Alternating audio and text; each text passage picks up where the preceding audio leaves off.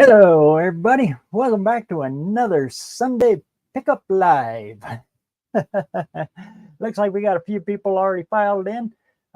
Tony's Hot Rod Garage. Great to see you, brother. Good to see you made it.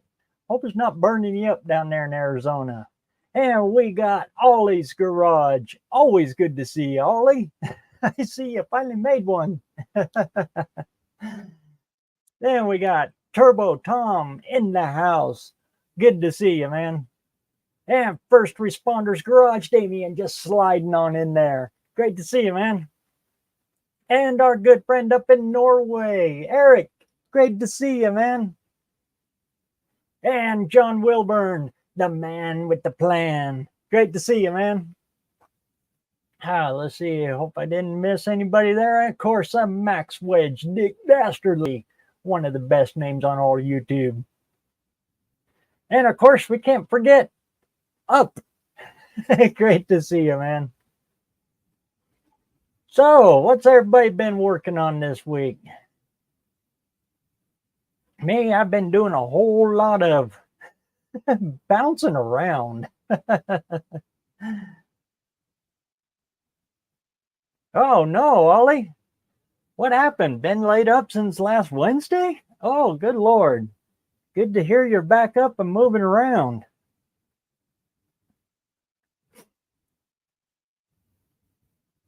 For all you guys who don't know, Ollie's Garage is our Ford expert. And a little bit about everything, too. Installing AC in the wife's shop. Oh, sweet. Yeah, you got to keep the wife happy. And it's always good when the wife has a shop too.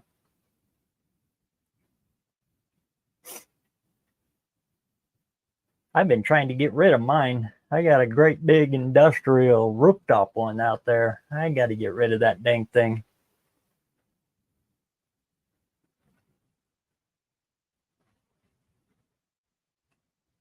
Put a 12K mini split in there. Way cool. 12K mini split. I'm not sure what that is. Of course, right now my brain is totally fried. Oh, back went out, huh? Something you've been fighting for 20 years?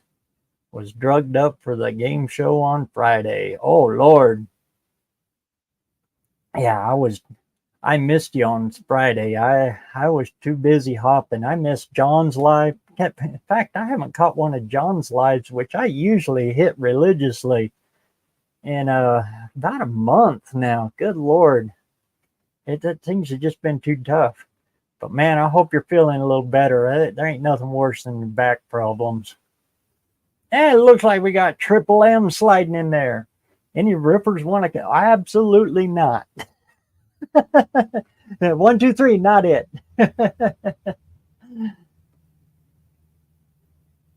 Twisted Mopar's Garage. Great to see you, man.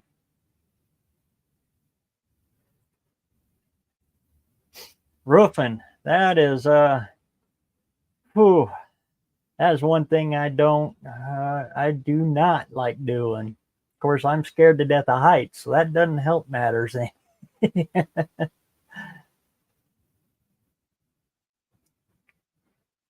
Oh, okay.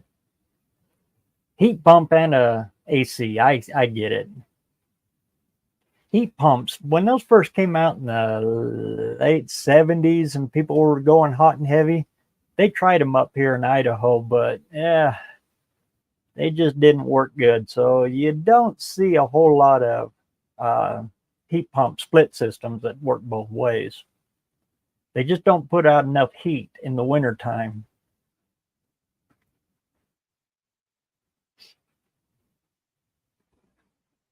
And up here, even though we're high plains desert, you only use the AC a few months, maybe 3 months of the year, if you're lucky. So it's kind of a luxury up here. fact, I've had AC, central AC in 2 houses that I've lived, 3 houses that I've lived in, and never once turned it on. Mostly because I'm cheap.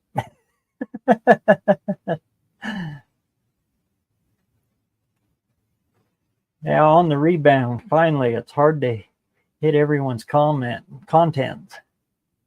That it is. There's so many of you now. Hey, Auto Salvage, great to see you, man. I just got your text yesterday, and it looks like it's from back Thursday. I think Thursday of last week. Oddly enough, I just got the text again yesterday. But my phone is charging, and well, to be truthful, my phone is about dead. She's on her way out.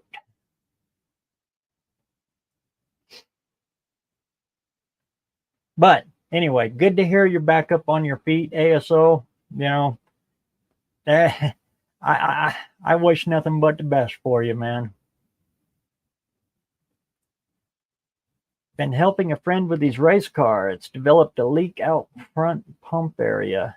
2 different transmissions, 2 different converters. Oh, Lord, playing the swip and swap, huh? That's the hard thing about an automatic and drag racing. Good Lord, you got to pull that converter off about 3-4 times before you get the right combination on them. Whew.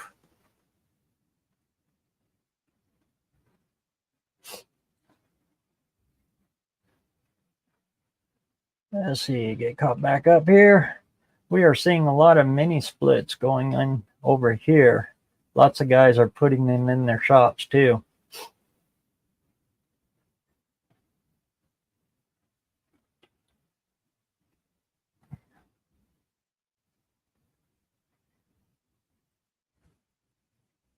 I'm just too old-fashioned, I guess.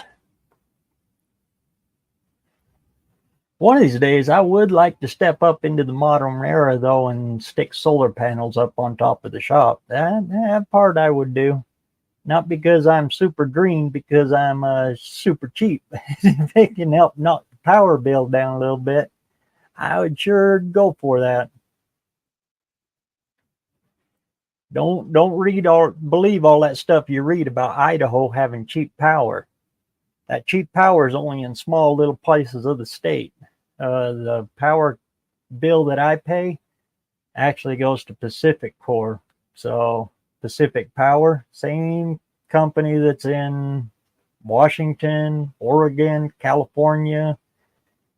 It's the same one that I pay. They just call it Rocky Mountain Power, but when you get the bill, it says Pacific Core Power on it.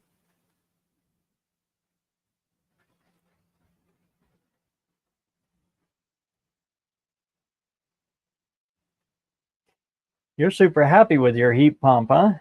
I've never tried the snowflake button, though.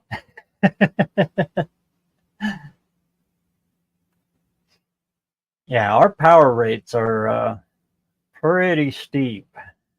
So anything we can do to avoid using electricity is on the best.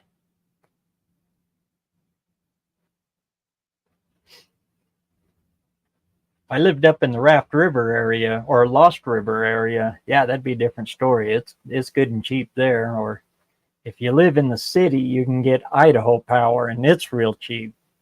But everywhere else, yeah, it's expensive. It's real expensive. First part of the week, I had to replace the front bearing hub assembly on your 19 F350 dually, 4-wheel drive or 2.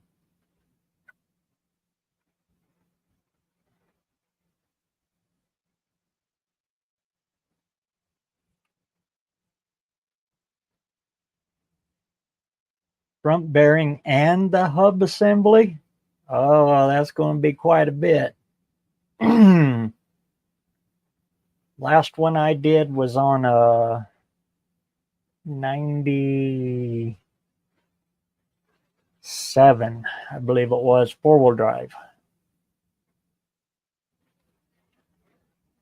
Had to do both sides, wheel bearings, and it was all caused a brake job.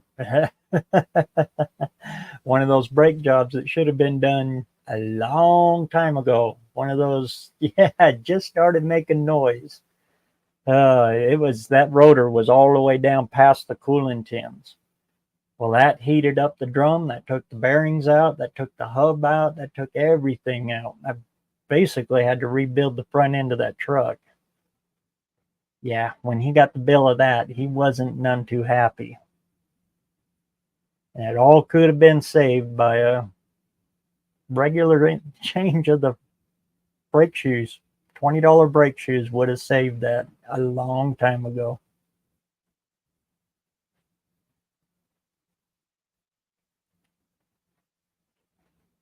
Look at the bright side, ASO. Now you get a chance for a fresh start. Like I was telling you earlier, I've been in that situation a few times, and yeah, I have started over more times than I want to count. But each time it hurt like mad every time it happened.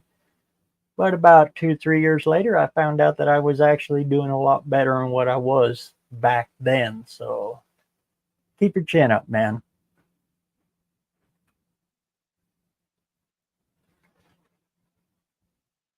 Number 3 in it leaks as well.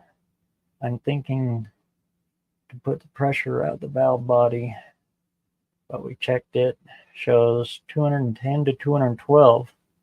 It's a Cope Transpeg, says on it's 200 psi.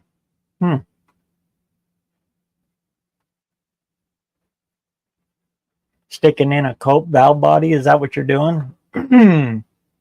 Excuse me.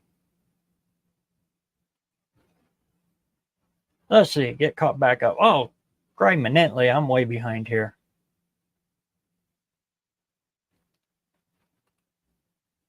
Where does the Idaho power come from? Right off the Snake River. They've got hydro plants. They're not great big. They're rollover dams with the buried turbines. So the water can just free flow over them. Just kind of backs it up a little bit.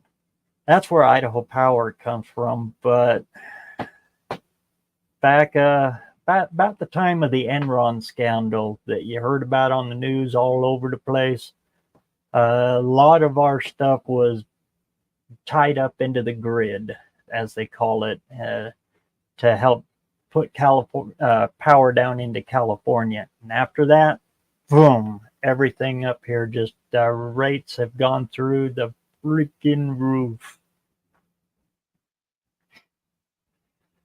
But that's where the Idaho power comes from, is all the rollover hydroelectric dams that are on the Snake River.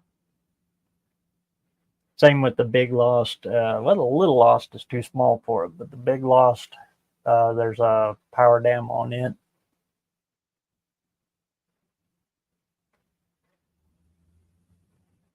And that's a Lost River or Raft River power company. That one's dirt cheap if you can get up there, but there ain't a whole lot up there. That's deep in the Sawtooth Mountains. You get up into that area.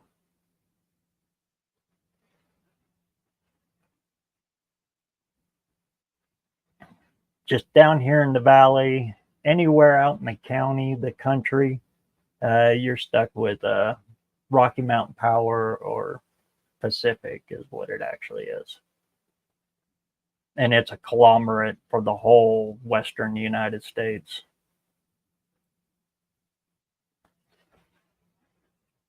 Four-wheel drive, huh? Yeah. It's going to be, I would be scared to know.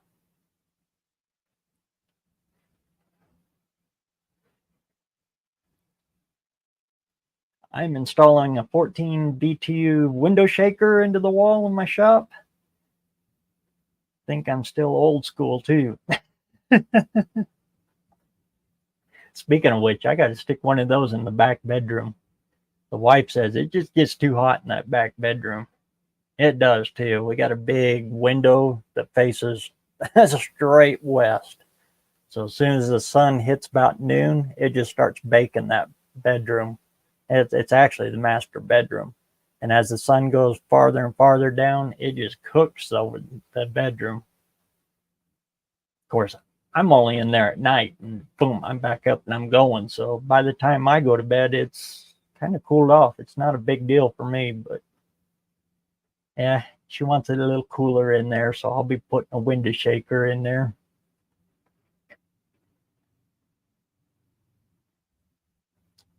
Let's see, we'll get caught back up here.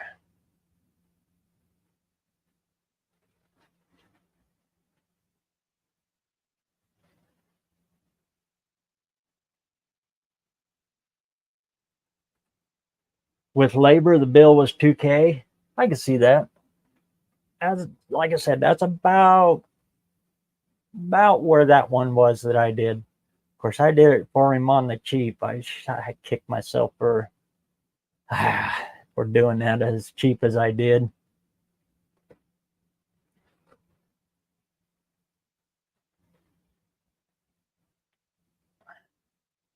That was the worst brake job I ever seen, and it was, yeah, like I said, all because he wouldn't do any maintenance on that poor truck.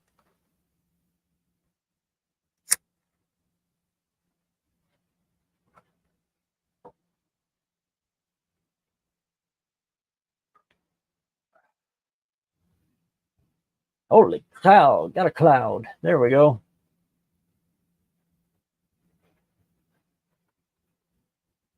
Damn assemblies were $740 a piece. Daggum. And he did both sides?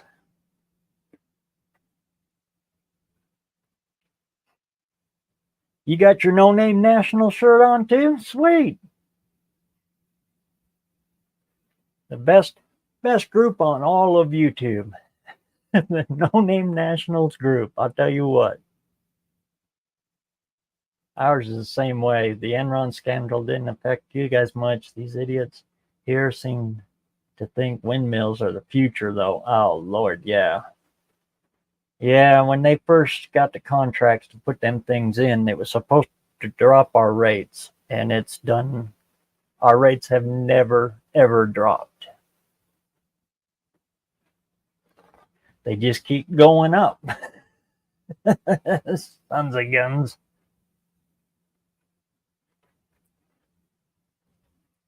And now, all along our beautiful Skyline Ridge, it looks like Christmas trees at night. Looks like somebody left the Christmas decorations up too long. You get all the flashing lights all the way, oh Lord, for hundreds of miles all the way up. And they're putting more up every summer.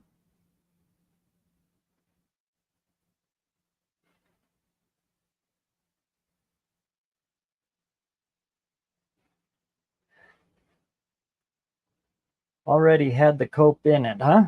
Bought new. Transmission was working great, then it broke the front band. Ever since it leaks. Now every transmission we install with that valve body, they leak out the front. Huh.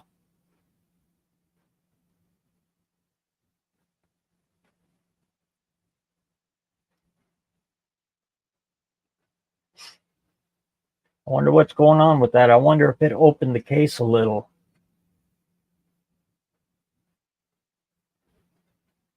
Now every transmission we install with that valve body, they leak out the front. Huh. That's got me wondering there. Have you checked around the pump seal? Make sure it's all still true.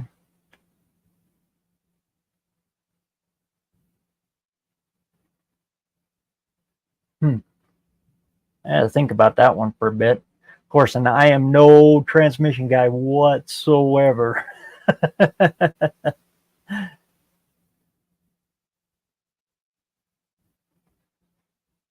Let's see.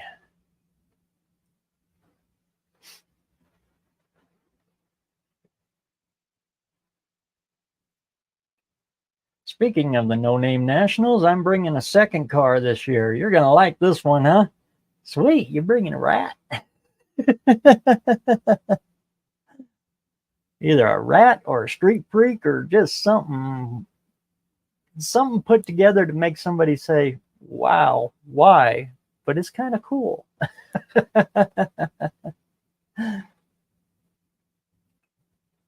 Yep, the Columbia Gorge, huh? Damn things are up here everywhere. I wouldn't mind it so much if it would just bring the power bills down. Do what they said they were going to do, lower our rates for doing it. But our rates have never lowered, they just keep climbing.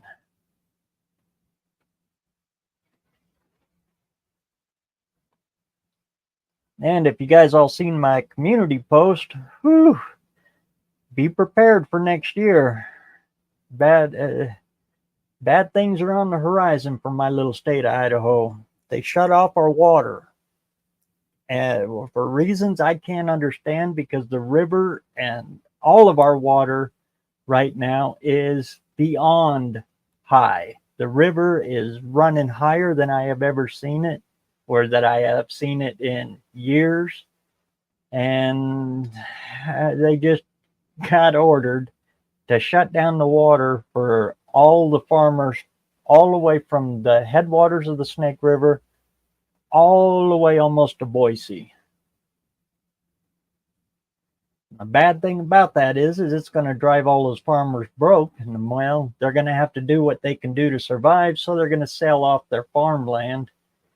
And real estate developers are going to gobble that all right up because their farms are right along the river, and prime real estate for houses is along the river. Problem is that that's where the crops grow. You can't grow crops on rocks. And that's about all we got left out there is the lava flows. And nothing grows out there but sagebrush and jackrabbits. So yeah, it's gonna be interesting. They say over 78% of all Budweiser is grown, or Anheuser-Busch is actually grown here in Idaho, up along all of that corridor that they just shut off. So price of beer is going to go way up. We don't brew it here, but we have big malting plants, and we grow a lot of barley, especially down in Twin Falls area, from about Pocatello all the way to Mountain Home, which is, I know most people wonder, what the heck? How far is that? Pretty much the whole bottom of my state, all the way up into Montana, is all barley.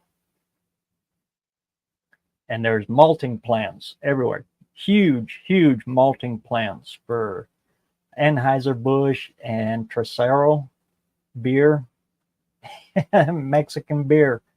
It's made here in the States.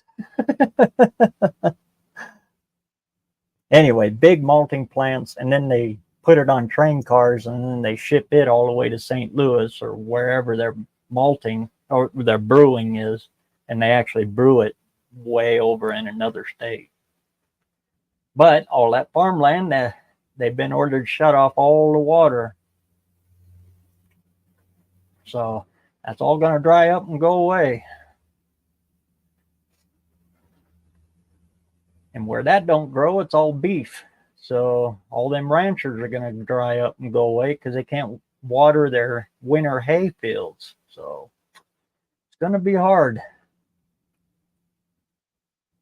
That's what my state is. It's all 90% agriculture and about 10% mining and logging. That pretty much describes what my entire state's built on.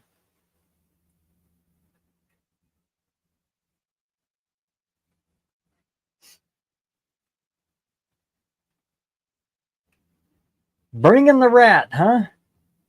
Way cool. Is it the 428 one that you did before, or you got a new one hiding on me.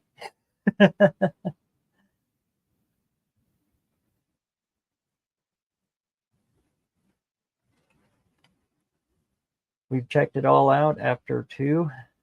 Now it's completely different trannies each time, so we're dumbfounded for sure. Just wondering if anyone else had an issue like that. I haven't, because I haven't played with anything but stock in an automatic.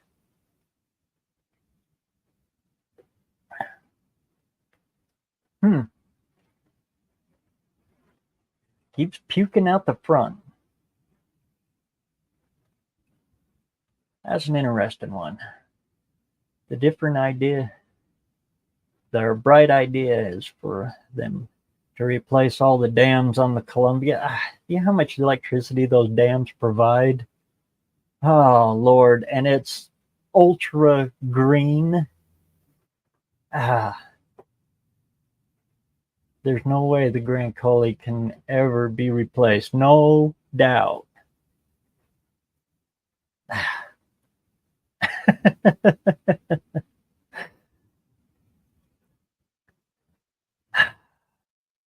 And they have fish runs for it all. So the environmentalists can't talk about that, gripe about that too much, because you can walk right down into the Dalles and inside the Dalles, what is it, Oregon or Washington? It's kind of both. Great big hydroelectric dam. You can walk right down inside of it, and they got a big fish run. It's just big glass section that you see the fish going through. Just hundreds and hundreds and hundreds of salmon, sturgeon, all kinds of. It's just a happy little system that works, but somebody's gonna have to try to, mess with it.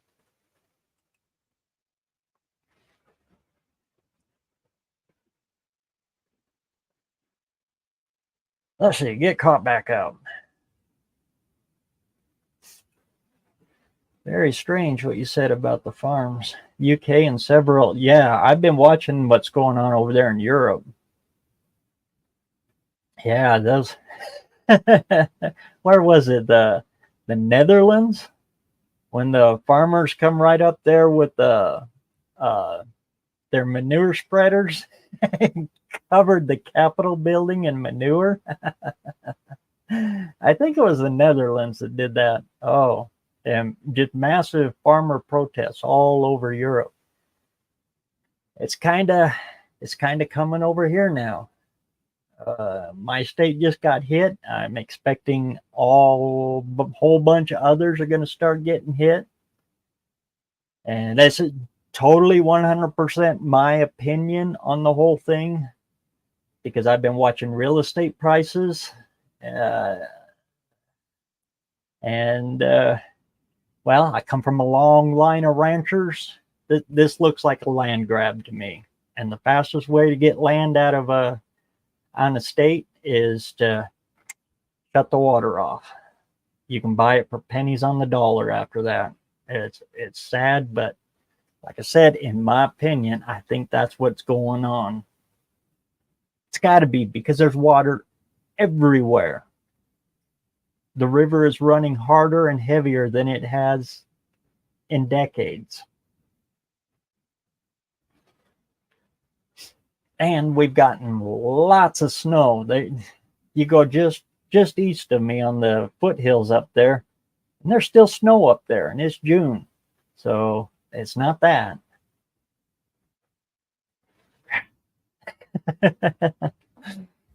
Support your local farmers. Wherever you're at, wherever you are in the world, support your farmers, because that's where every economy is based off of.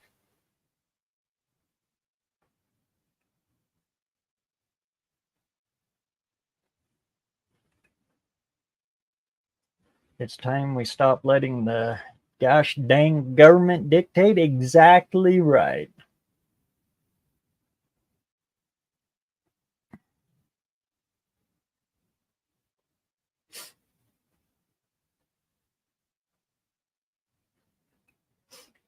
Yeah, I think it is the Bonneville. It's right there in the Dalles, or the Dalles, Oregon, and I forget the name of the town on the Washington side. It's where Stonehenge is. If you're ever driving through that way, it's down the Columbia Gorge. It's kind of on the freeway, or it's off the freeway actually, as you're going between the Columbia Gorge from Portland all the way east and west. Anyway, if you get to the Dalles, go across the bridge, the dam there. It's actually a bridge too. You can go across there, and there's a little town there. I forget the name of it, but it's the only town out there on the Washington side. They have a replica of Stonehenge made, and it's actually a war memorial for all the fallen soldiers, and every, like Stonehenge is with all the columns, stone, columns and stuff. It's engraved all the names and stuff on there. Beautiful place, great place. And it was all, if I remember right, it was all done by a private individual. Real cool. If you get a chance, you're going that way, just happen to be in the area, swing over. It's a little blurb thing that's not really advertised, but great place, great location. You see the Columbia River out there, just beautiful. Anyway, that's my little bit on that.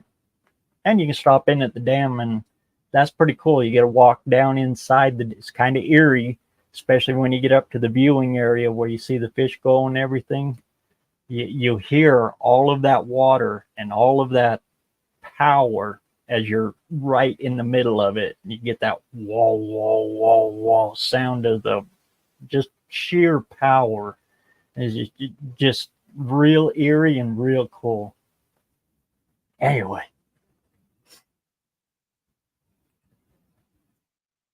Anything power is good. Even if it's hydro powered. Yeah.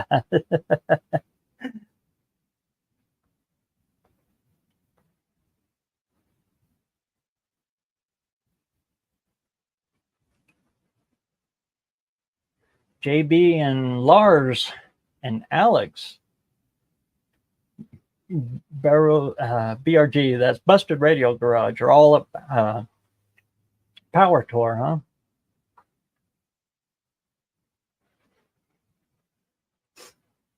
Yeah, I am. Out here in the county, everything is septic and well. And I've got about another 10 years, I'd say, on my well, and I got to move it. I'm not looking forward to that because that'll be about another 20 grand. Even though I'm at a very low water table spot, but it's still about 20 grand to punch another well. I want to do it anyway because my well is actually kind of close to the road. It's barely within legal limit from the road, main road. And when they put that well in, it was just well, we call it the Goshen Highway, but the town of Goshen's only got a population of about maybe 120 people, maybe that many up there. Just a little 2-lane blacktop road, and it got very, very little traffic. But now there's getting to be a lot of traffic on the road, and it's getting time. I'm going to have to move that well, move it back on the other side of the property and down. That's the expensive part of it, is running the electricity out to it.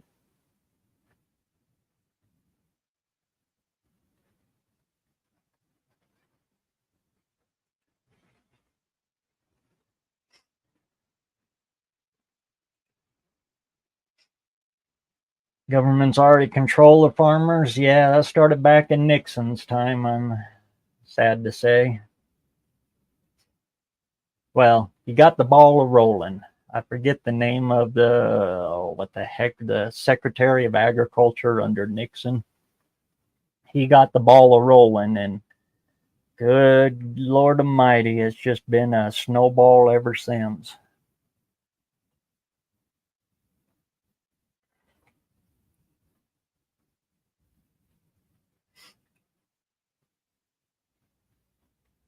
And it's both parties. It's not a Republican, it's not a Democrat thing. It's both of them. They've both got extremely dirty hands when it comes to all that.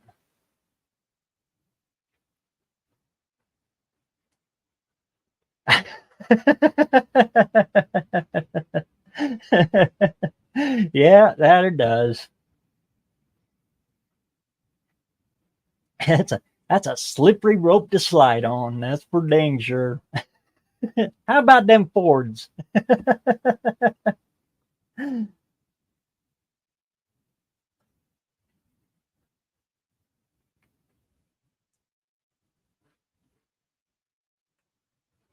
That's the Dalles Dam, yeah. And I'm thinking it's the state park on your way to Wishram. That sounds right. It's just right.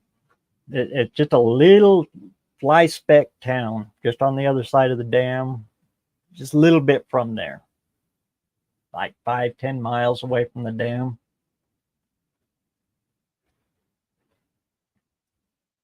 In fact, it's almost a dirt road that goes up to Stonehenge.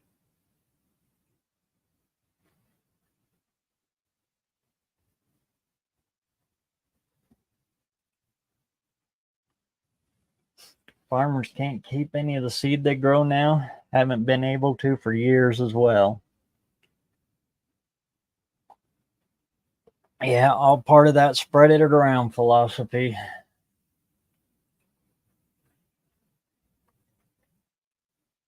Weather's great there, high 78s. What is mine here? That's about what we are. We're creeping on the 80s. And right now it's humid as all get out. By humid in Idaho, I mean it's about 40%. But I can feel it. We're about to get dumped on. There's a big old storm rolling in.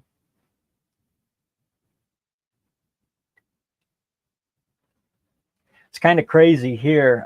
You'll see wall clouds form, and they'll even start to twist.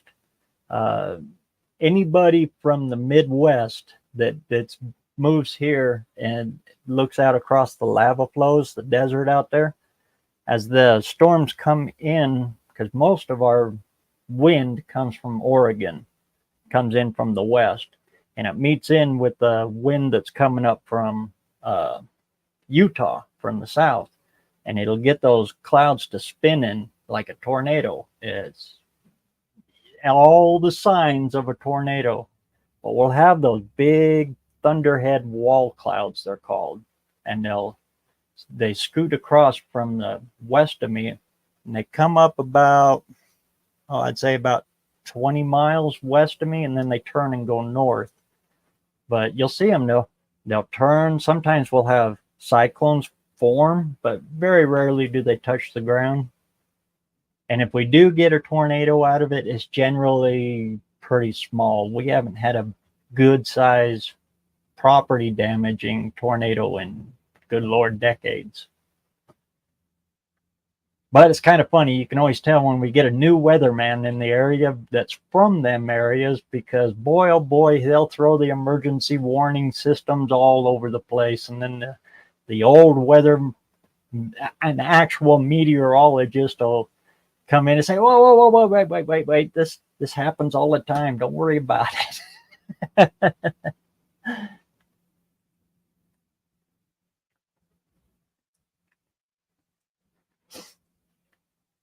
But that's what's coming in. There's looks like starting of a wall cloud that's just rolled in off the desert, and it's just starting to turn and go north towards Montana.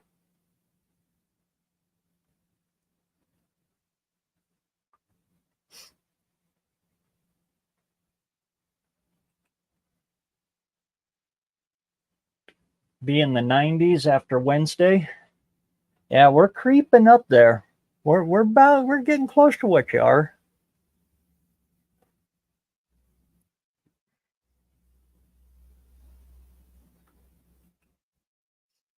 I've got some 315 60 R15 Mickey Thompson drag racers for the truck. We're going to try some 28-10-5 slicks on the rat. Sweet.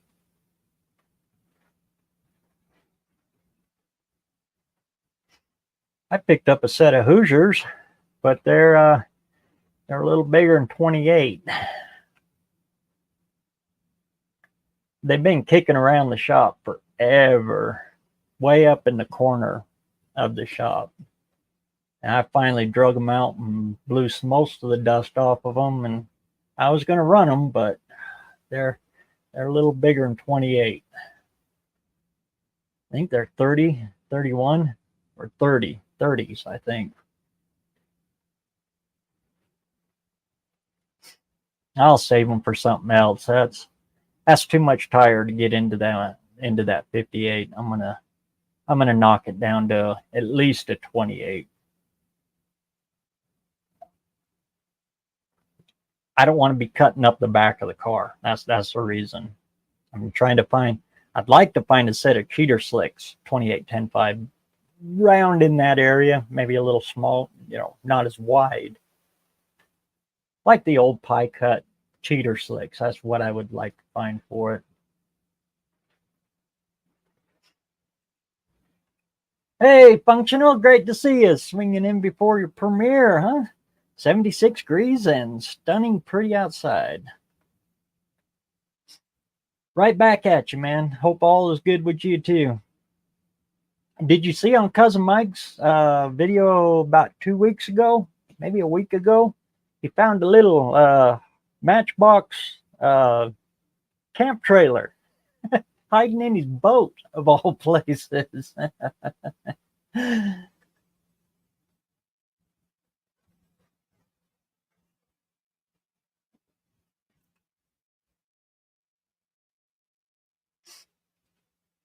Our north summer is over. It's 50s here now. Lots of wind. How can one not love this?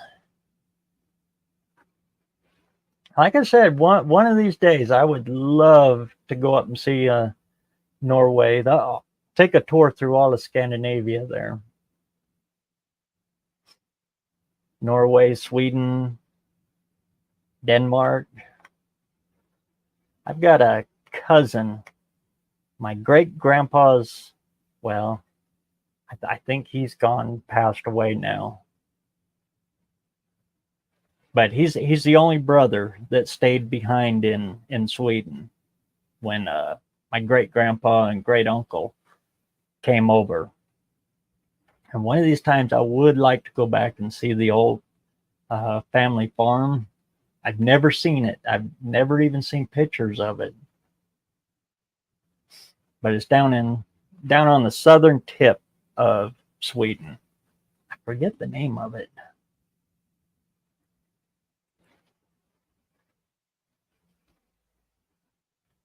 The family's last name over there is Trebon.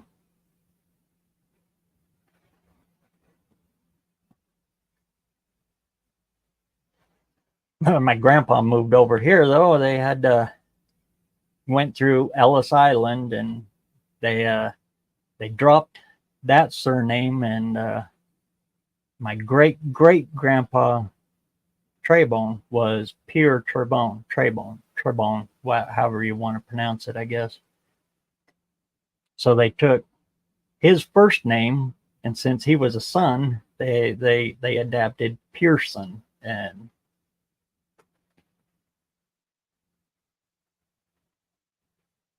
that was on my mother's side. And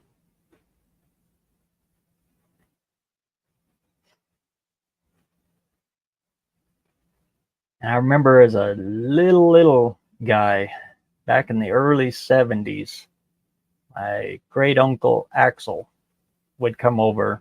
He'd come over about 4 times. Family reunions over here.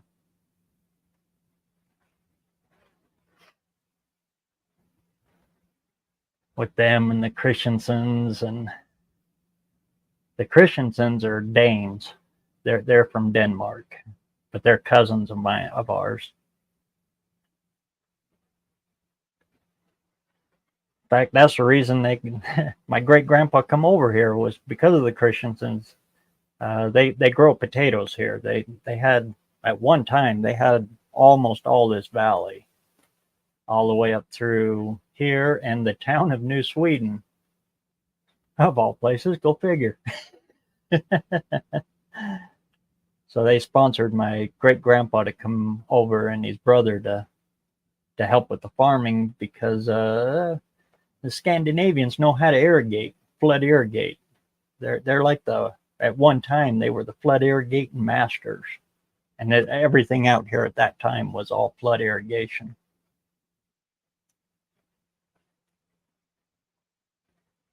I get to yammering like that, and good Lord, I forget on the chat there. Sorry about that. Hey, Landing, good to see you, man.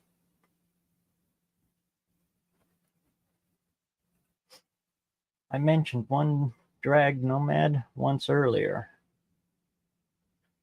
My work sponsors that one, and one other drag car with free labor. I'm impressed how the tube survives all this twisting. Way cool. No, did I miss the James and James show? Holy cow, there you are. Hey, James and James, great to see you. Like I said, I get yammering on here and I forget that the chat's moving. I gotta pay attention. Great to see you guys. Let's see where it got back up. Tomorrow is your 2-year YouTube anniversary, huh? Sweet. Been 2 years now, huh?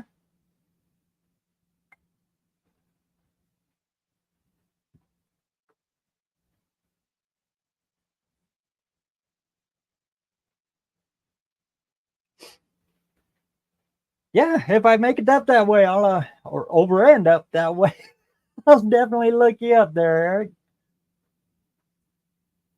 We'll go have a cup of coffee.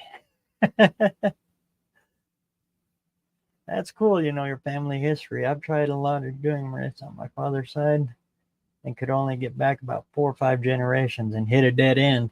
Mine too, which is really weird because I know for a fact we come from Sweden. I know the area we come from. If I could pronounce it, I'd even tell you the town. All my mother's side spoke Swedish. There is no doubt about it that we are Swede.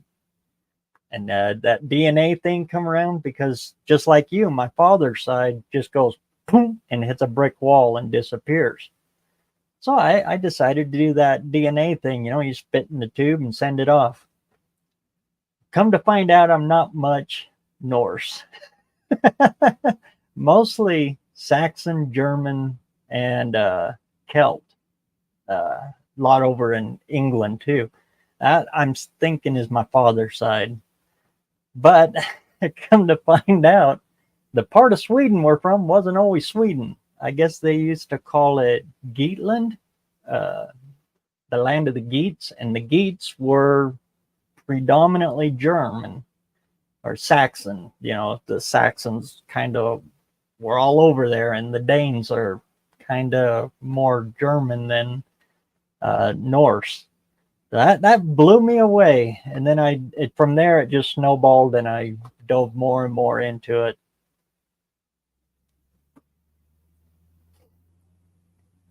But all this time, I thought for 100% that we were hardcore Swedes, Norse. But they're big people. Norse people are generally pretty good size, and we're all kind of littly bitty. I guess it's that Saxon blood in there.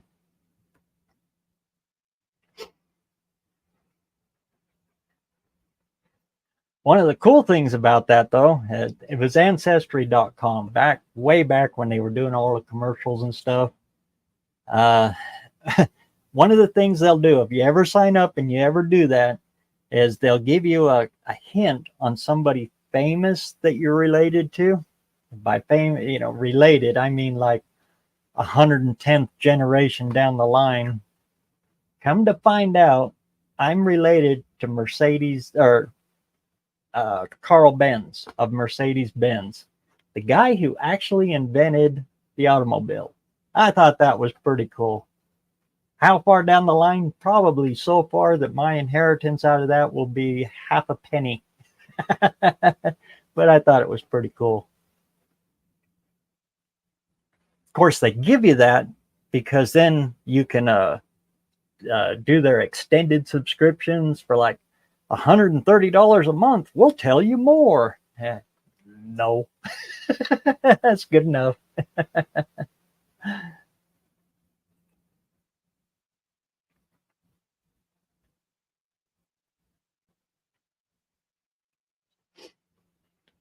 My dad's side, I've been going back to 510. My Cherokee side going back to 1200. Sweet.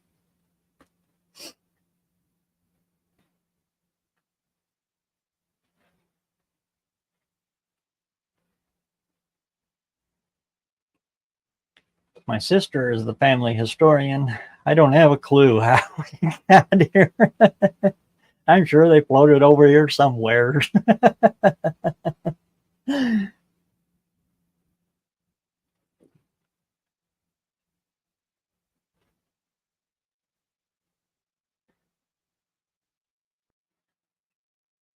Hey, Wendy, good to see you.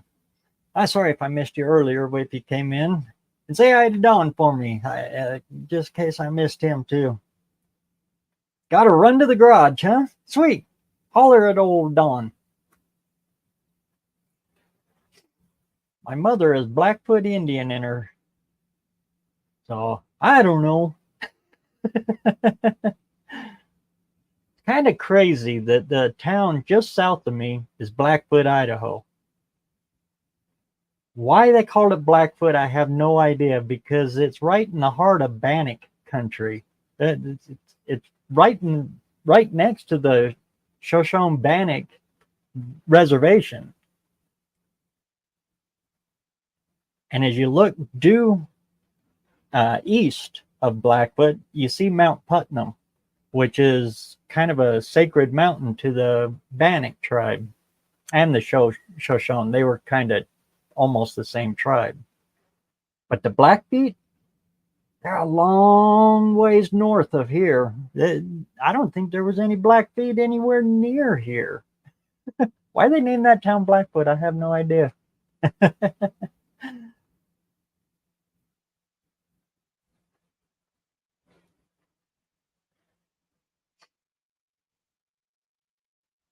In fact, that mountain, Mount Putnam, they say is where my state, Idaho, got its name.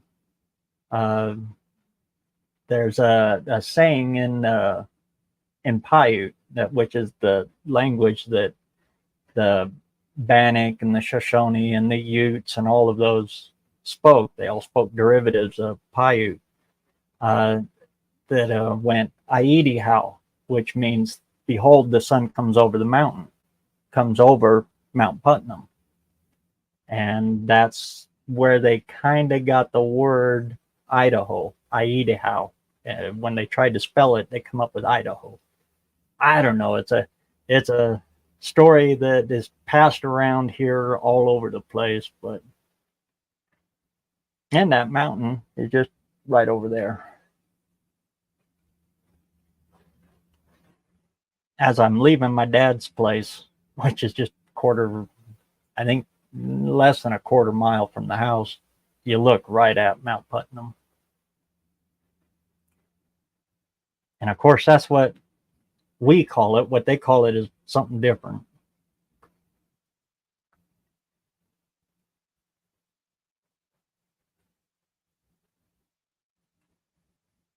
I spit in a tube and they told me I was a big dummy.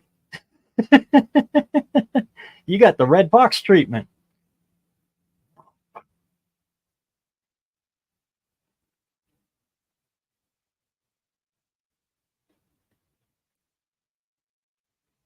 I've got German, Dutch, French, and Cherokee. I just tell everyone I'm a mutt, genuine.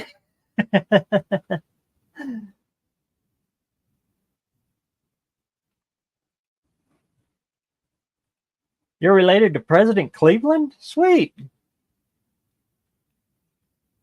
That's a presidency I don't know a whole bunch about. President Cleveland. Of course, a lot of them back then in the 1800s, you heard a whole lot about Lincoln, and you tried not to hear a whole lot about Grant, and that's about it. And you don't hear anything until FDR. Heinz 57 variety. Genuine.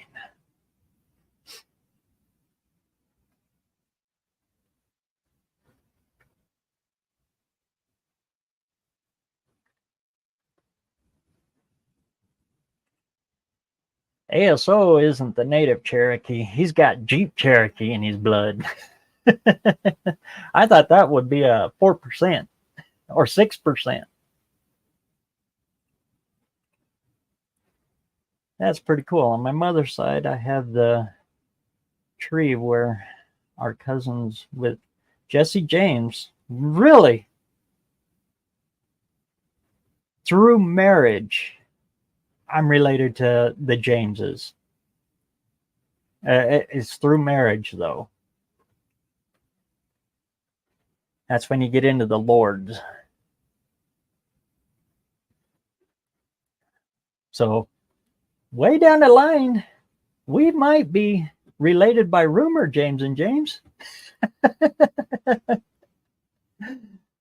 That is pretty cool, though.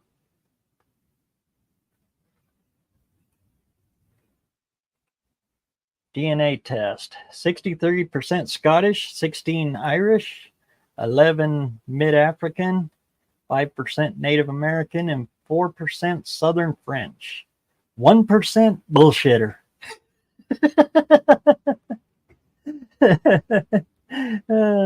Mine, those would be reversed.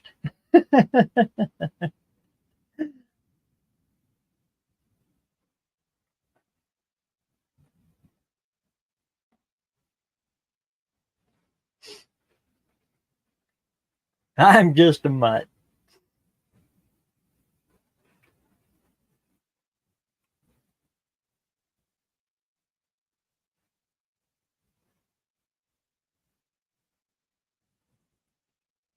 If you walk through Blackfoot barefoot, you'll find out why they call it Blackfoot, huh?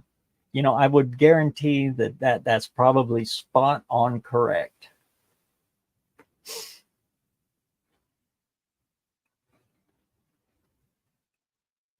My mom's side is also Swedish.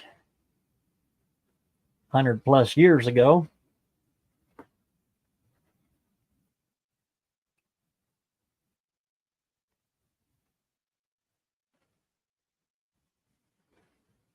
Yeah, family history is kind of cool. And where I live now, it's kind of right in the heart of LDS country. And the LDS, they take genealogy hardcore serious. In fact, I wouldn't be too surprised if Ancestry.com is actually run by the LDS Church. I mean, if you do any genealogy work, it all leads back to Salt Lake City Library. They have a huge facility that is nothing but a genealogy research center. Huge building.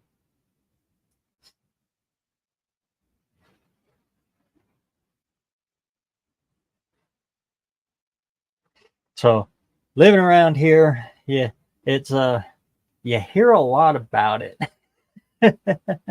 from everybody in passing.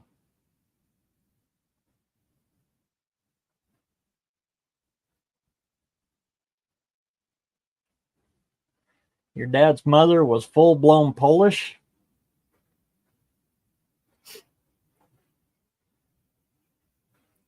That's one that didn't pop up on my test. You get a sprinkling of, of course, everywhere, but Slavic wasn't very big on my test for some reason. I'm sure that would have been mixed in there somewhere. I'll genuinely settle for that one, James.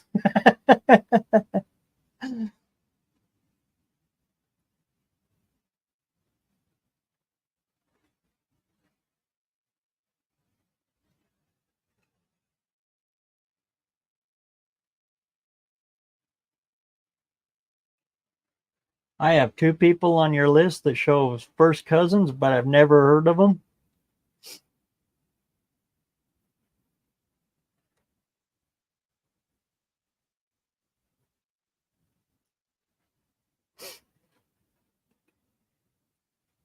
LDS has most family. Yeah, like I said, anything that goes back for family like that, it's all pulled out of them archives.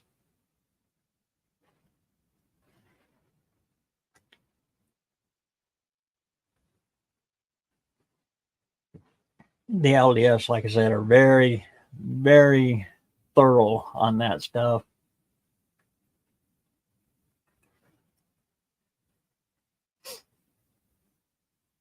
My grandmother, my dad's mom, she used to go down there.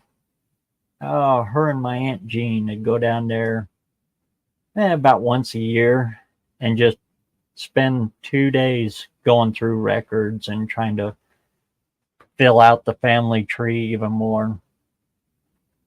They were digging to try to find more on the BareRose side because it just goes to a while and then dead ends, and it's real hard to find family records any farther back than about 4 generations.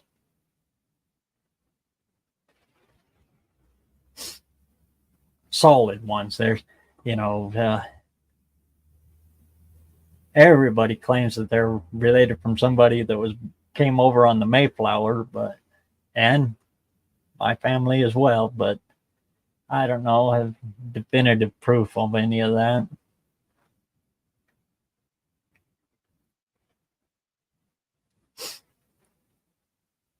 And besides that, there was a lot more ships than the Mayflower that came over, so that was just one boat, and it actually came over a little late.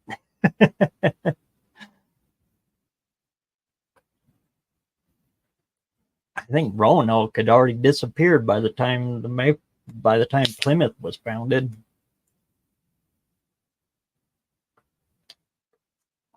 Jamestown, Virginia.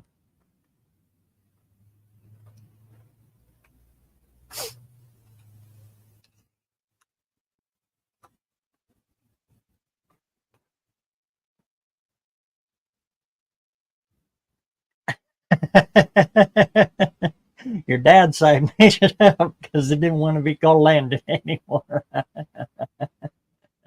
Oh, that's funny. Yeah, my dad's mom was actually a Landon.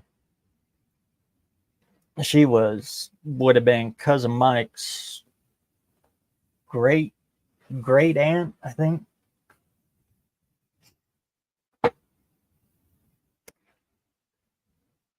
Funny thing is, me and cousin Mike, we only live about 5 miles apart. We're actually, like I said, that'd be first cousins. We hardly even knew each other until what, 2 years ago? 3 years, 3 years ago. I mean, I knew he was my cousin and everything. I know where he lives. I met his dad a few times, but yeah, we even went to the same high school. Much farther. I was much later. Graduated a lot. There's a lot of span of years in between us. But yeah, I never ever hardly knew cousin Mike until about 3 years ago.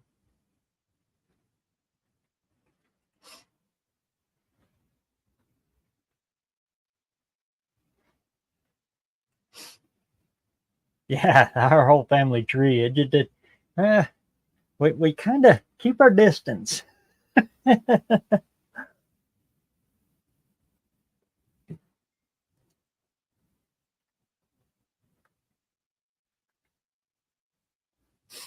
not far from the Brunstead Christian Church, has built almost a city of their own.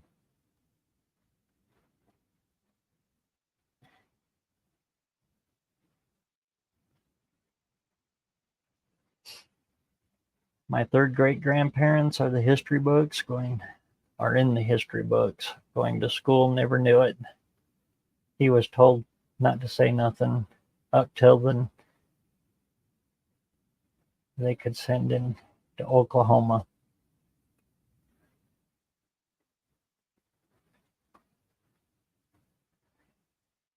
Yeah, you get into that part of history, and yeah, there's bad stuff everywhere. It's just, for one, we didn't have nothing to do with it. It happened a long time ago. It wasn't us, you know. That's just the way I think about it, the way I feel about all that. Can't change what happened in the past. We can just live better today. That's my philosophy on it all.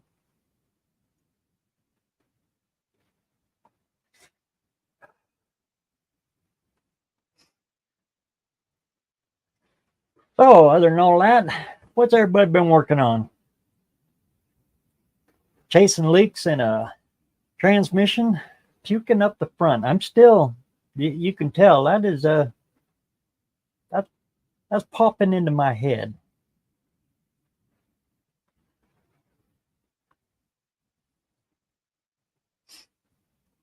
Nobody wants to go to Oklahoma. My dad had a sister that lived there right outside of Oklahoma City. They had a great big pig farm.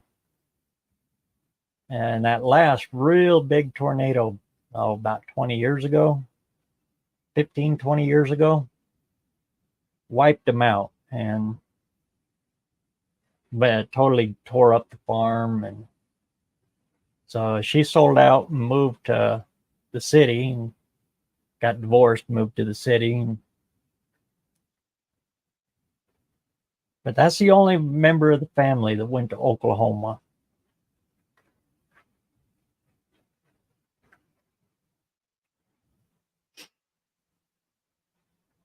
I've only been through the panhandle part of it.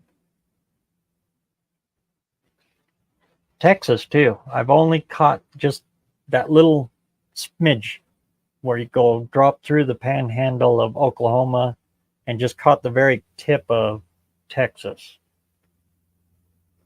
So actually, I don't even consider I've been in Texas. It just wasn't enough to even say I've been there. One of these days, I would like to go to Texas, though. Actually, see it.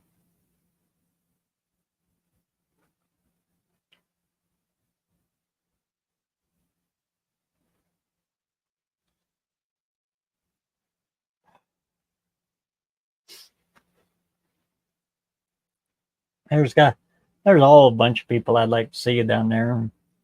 I would. It's on my bucket list to go to Austin City Limits at least one time. I don't care who's playing. It could be somebody I totally despise, but I want to go to the actual theater and watch a band play at Austin City Limits. Hey, we got Big Mike's Hoopty Barn. What's going on, brother Hoop? Working on the hay equipment, huh? Whew.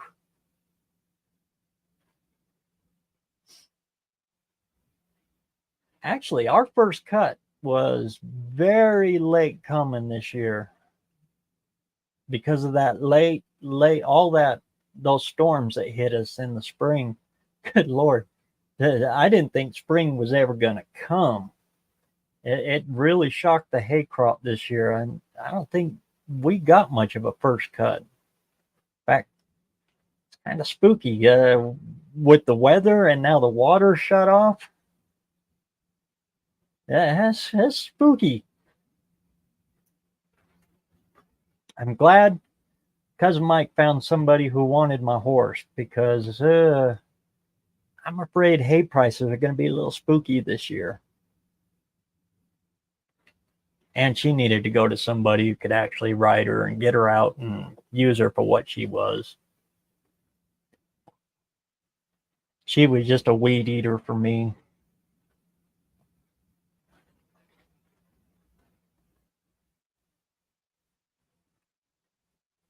Texas is nice, but so hot. I've lived there for a while. And Texas is huge. There's about 4 different Texases in Texas.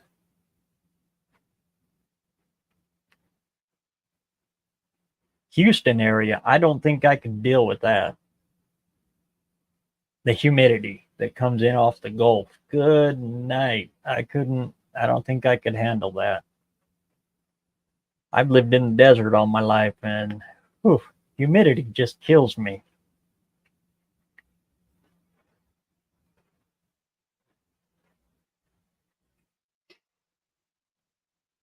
I like to go just to visit, but not to live. And to take, oh yeah.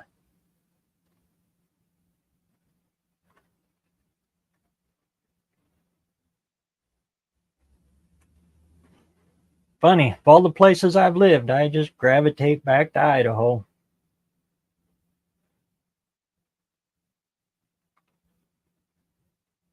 I know all of us have kind of got that one little spot, I'm sure, that home is. For me, the biggest thing I missed when I left this place, southern Idaho, western Idaho, I'm not real big on it. The Boise area, they can have that place. Winters are mild there, but that's about all the good I got to say about Boise. Too many people.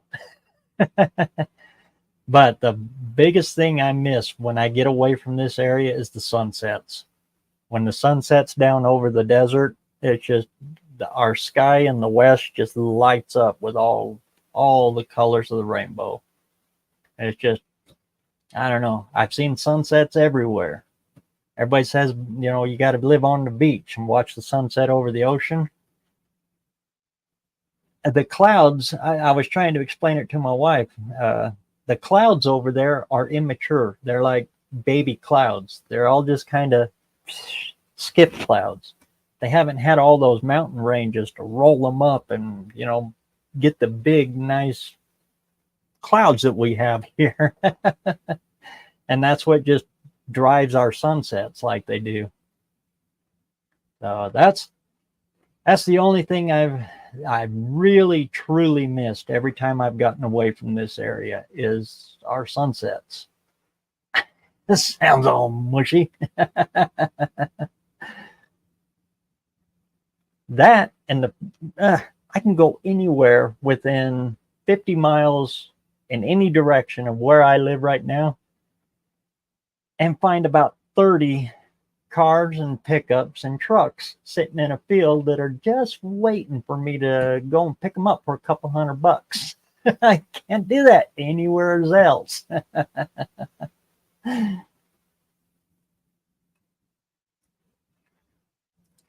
Yeah, it was close. We dang near did it too.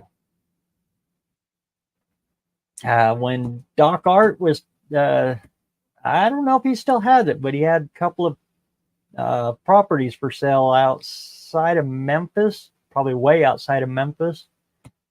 But yeah, me and Cher were thinking about it. We were thinking about it pretty hard.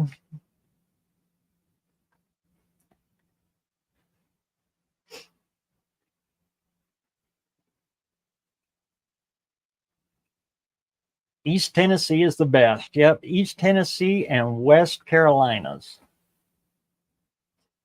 I would say Virginia, but I don't like the politics in Virginia.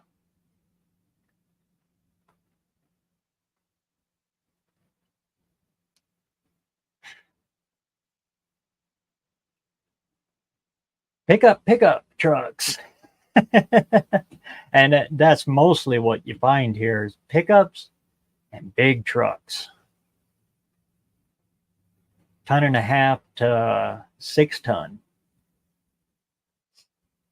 Which ain't no big deal because, well, up until the early 60s, the cab was the same as a pickup. They just did different things to the front fenders. So you can find those big 5-ton trucks, pull the cab off, set it right on a 1/2 ton, and boom, you got a 1/2 ton pickup. And if you're into those big 20-inch wheels and stuff, the reason they have those big openings for the big 5-ton, 2 tons, and all that was for 20-inch wheels. So you're already set for it. I'd move to Alabama, but I'm scared of inbred people. I'm afraid of the rust.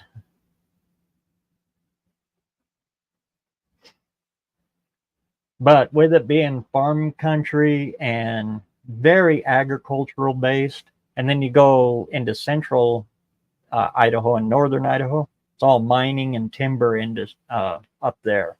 So that you find a lot of trucks.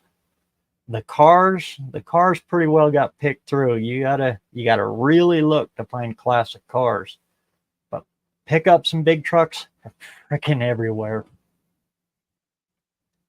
That's why to sell them here is hard, because there's so many of them. There's no market for them here. If you get 10 grand out of one that's restored, you're doing pretty good. But you can take the exact same truck and take it to the Rust Belt, Ohio or Wisconsin, up around the lakes area, and triple, quadruple the money that you would have gotten here for them.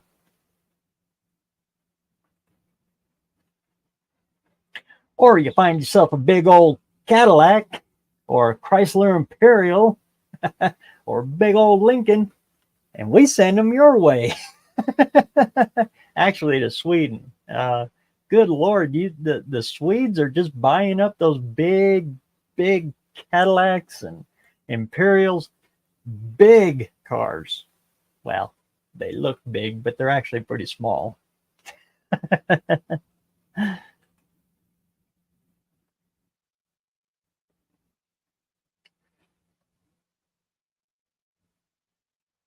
Southwest Washington used to be a honey hole for old cars. Not so much anymore. Yeah, they've pretty much gotten picked through. Same as Oregon. We followed the coast all the way from California, all the way up to Coos Bay, Oregon, right up by Astoria. And if you do find them, they're billboards. A lot of little hobby farmers and stuff, they'll take those old trucks and stuff and kind of paint them up a little bit or clean them up, and they'll put their logo on them and set them out front with their advertising and stuff. You see a lot of them that way, but to dig through and find them out anywhere along the coast of Oregon, I didn't see a lot.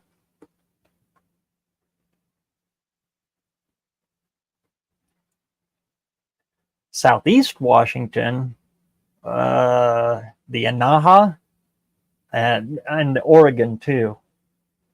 You can find them there, but you got to be careful. There ain't a whole lot of nothing out there. On those old ranches, they're right by Hell's Canyon. I do know where there's some there.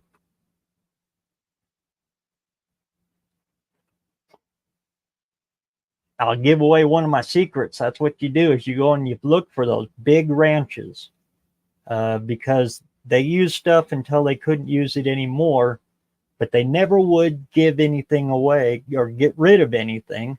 So they just pushed it down into out of the way and just let it sit, because they could always get parts off of it that they needed. So you'll run into these big farms or ranches, big time on the ranches, these old trucks, and sometimes some cars in there that are not in too bad a shape, back, off behind a barn or something.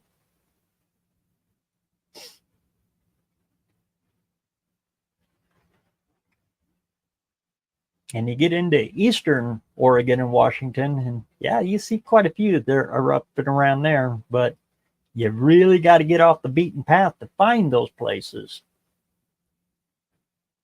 Reservations are another good spot to look, but reservations you got to be a little careful about, because, well, they didn't keep titles. So sometimes getting the paperwork done on those is a little bit tricky.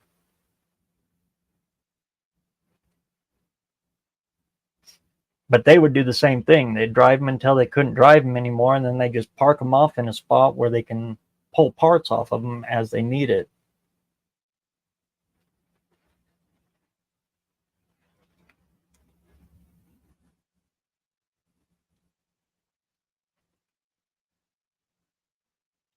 I work with wheels, so I don't like 20-inch tube type tires.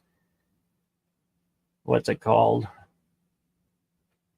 Widowmaker rings. Oh, split rims?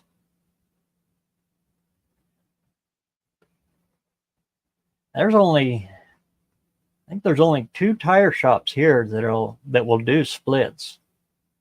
They've got the big cage for that. I've got splits on my 53 and my 53 Chevy, my 50 Chevy, that 57 Dodge, it's got splits on it. The Dodge and the Ford are tough because they've got the big 5 pattern. And to get tires, to just roll around tires on on those is a little tough. But I got a few that's got the split rims. Yeah, they're no joke and they're no fun.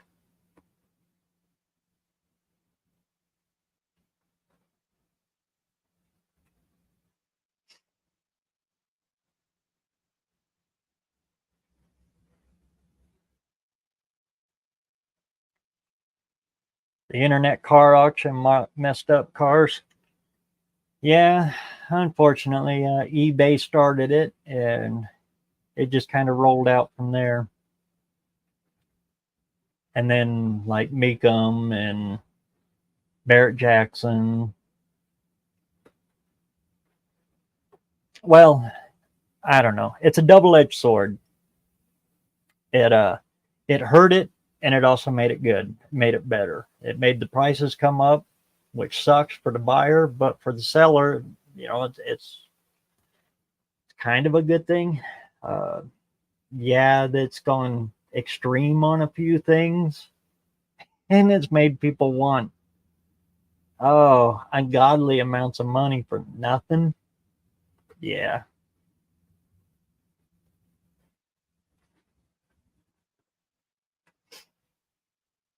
Yeah, that salt air come across there. And it's funny too, if you ever look at one of those billboard cars, yeah, you walk up on it, there's no interior in them, or if there is, it is what it was when they first started on it. You'll see it all shiny and nice, but you crawl underneath it, and yeah, it's got big holes in the floorboard, and they're just a shell to make them look nice, so if people drive by, they see their little sign on it or whatever.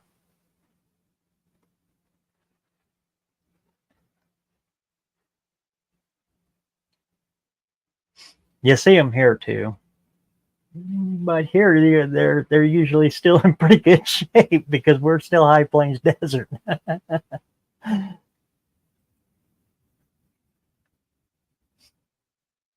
I do know of one that is in extremely good shape though, because it happened to be ours. It's a 1940 Dodge, 2.5 ton. It was a spud truck.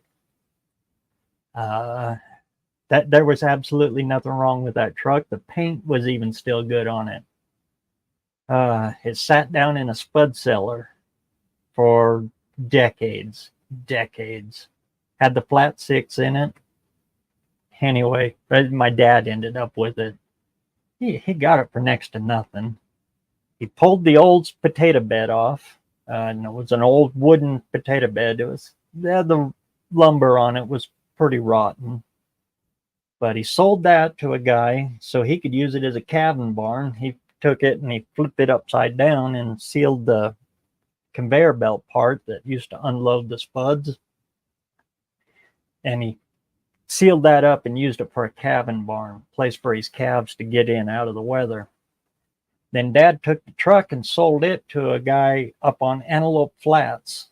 He runs big grain and cattle ranch on your way to Jackson Hole, Wyoming. And he parked it right up alongside of the highway there. And it's got, I think it's Anderson Farms. It's not Larson Farms. I think it's Anderson Farms. Painted on he's got like a wood bed made for it and looks like a hay hauler, big truck. It's got, like I said, his farm logo on it. But if you walk up on that one, yeah, it's in pristine shape because I know that truck. If you stick a good 6-volt battery in it and hit that, well, turn the key on and stomp on the starter because it's got the old foot starter, she'll fire right on up and drive like a dream.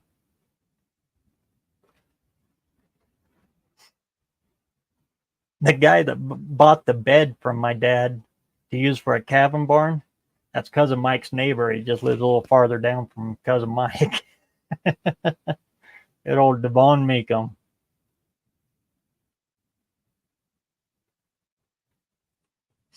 Good to see you, Auto Salvage. Good to see you're in better spirits.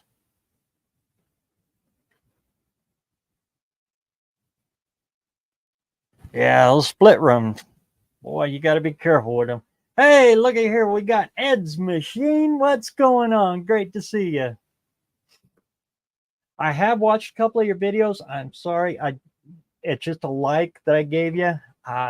Again, doing it on my phone.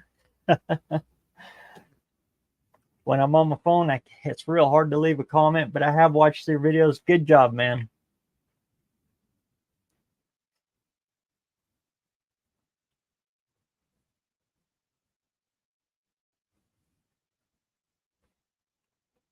I've watched a few videos of Twin Stick Garage, huh? So even I have seen some billboard trucks. Fit your description, not much left. Yeah. When I worked at the restoration shop, we had a couple of them come in. People wanting us to do that. Just clean it up on the outside so they can paint their logo on it. And Rex would refuse them. It was easy work, but too many of those, well, these little hobby farms and stuff like that, they go under, or they park them out there on the side of the road with their logo on them, and then somebody from somewhere else passing through on their way to Yellowstone sees it and says, oh, I got to have that. And then they get it home and find out that, yeah, it is just a billboard truck or billboard car. And then they find out what all it needs to actually make it run again. Yeah, and they end up with a polished turd is what they end up with. So Rex, in order to save his reputation, he just wouldn't do them. We'd send him off to somebody else, one that, might be interested in doing that kind of work. But we didn't want the word getting around that Rex's Auto Body or Rex's Restorations did shoddy work, even though you're doing the work that they asked you to do.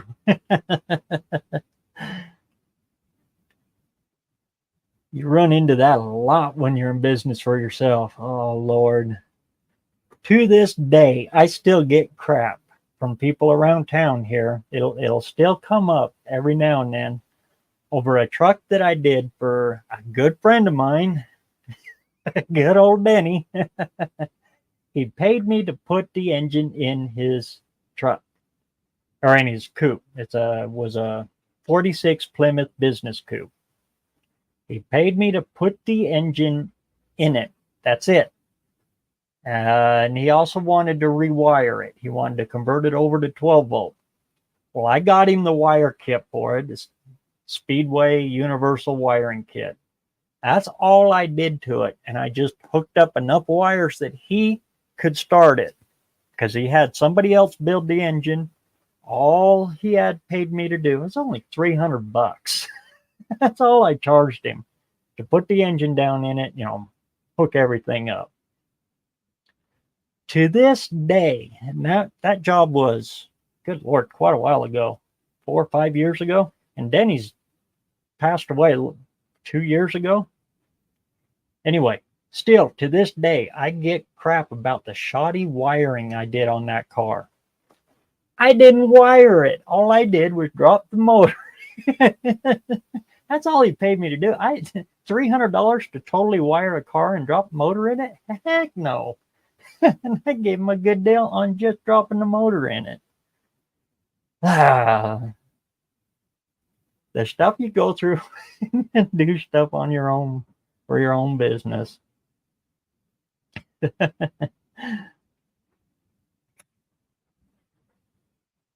My dad could tell you stories like that over and over and over and over again of hundreds and hundreds of cases of that.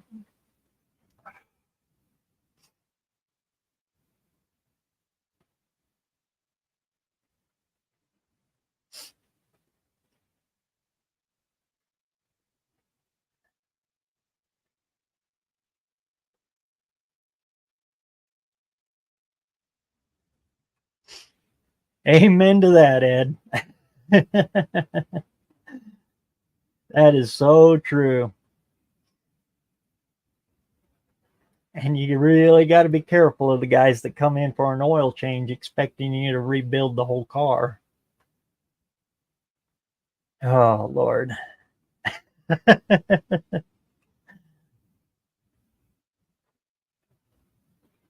I'm in the garage doing a little rear suspension work. I put a TV in the garage for listening to lives. Well, tinkering, sweet, Dick.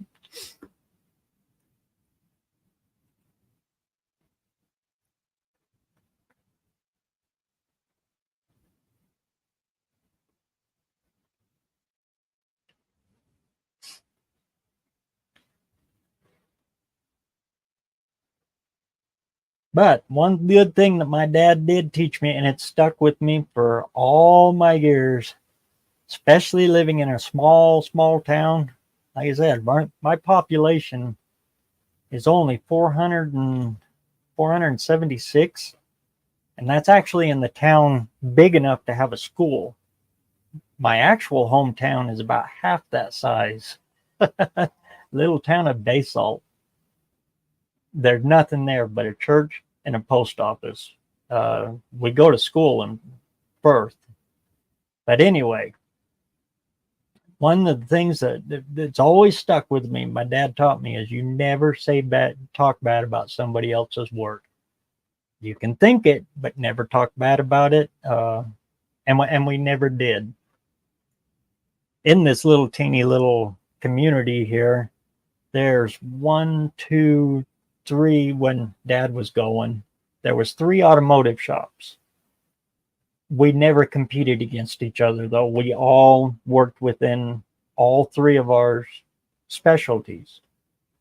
Oiley's garage, he's mostly diesel. And he's got a full machine shop in there, but again, he's mostly diesel.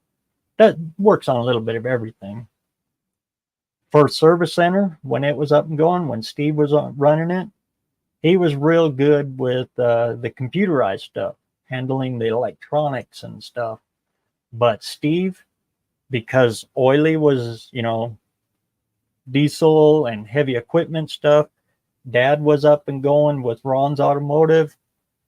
Steve would only work on 3/4 ton down pickups and cars. He kept it light. Just if you had if you pulled in there with a dually truck, he'd send you to either Oiley or my dad, because he just stayed in his lane. And we all just worked together that way. If a diesel truck rolled into ours, sure, we'd do an oil change on it, but that's about it. If it needed anything else, or maybe change a transmission, just unbolt one, have it rebuilt or get another transmission, whatever, and stick another one in. Okay, that. But anything in depth, going into the motor, no, we'd send them to Oiley, and then Oiley would send anybody else to Dad. And Dad was the carburetor guru of this whole area. So if it was carbureted, they sent him to Dad. And then Dad would send the fuel injection stuff to Steve. And, we never talked bad about each other's work, and we just helped each other out. And we always stayed busy. Good heavens, my tiny little area. Like I said, we had 3 shops, one, two automotive collision repair shops going, and a restoration shop, and an auto upholstery shop. And the auto upholstery guy has actually been in Hot Rod, Van Life magazine. He was actually pretty famous. Lived in a little town of Basalt, worked out of a little Model T garage, a little garage on the side of a Victorian house, kind of one of those little basement garages. Little itty bitty thing. He did all of his work out of there. Randy Walker was his name. If some of you guys that used to read Van Life, and because he did a lot of vans back in the 70s.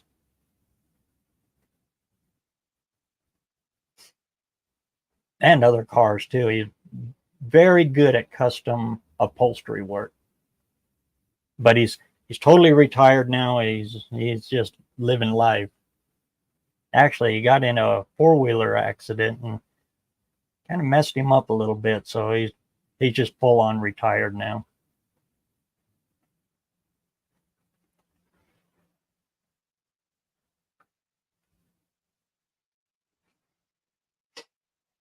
I always go borrow tools from Oily. Great guy. Yeah, Oily is just a great guy.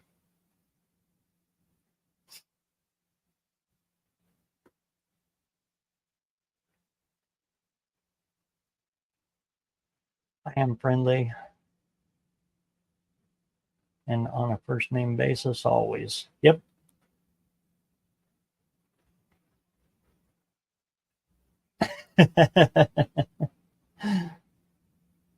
Because there's no competition, right?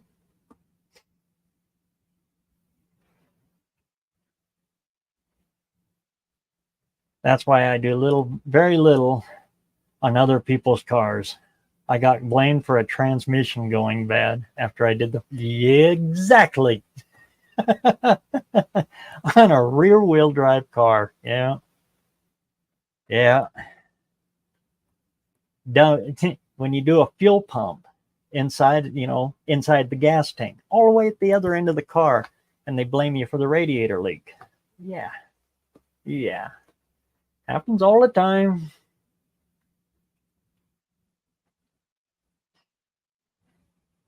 And the worst part about working for yourself is trying to get paid for what you get.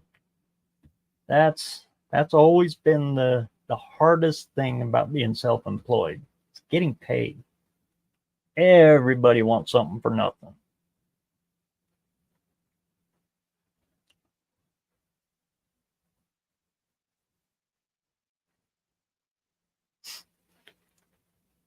I remember so many nights working along right next to my dad, or working in the backyard with my best friend out in the apple orchard, dropping a motor in, or or just scrapping a car out because we needed parts off of it. We look at each other and say, man, don't you wish we could get paid for doing this stuff? We got YouTube now, and YouTube will actually do that. The pay ain't that good, but at least they give you something.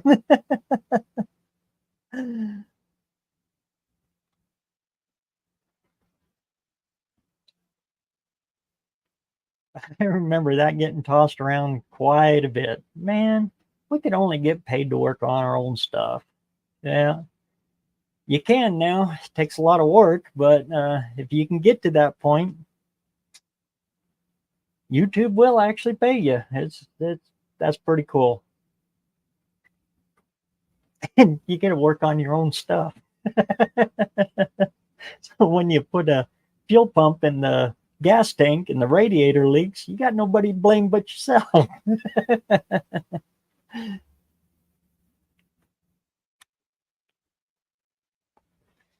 162. What's going on, man? Good to see you. Yeah, at least YouTube ain't blaming you. No kidding.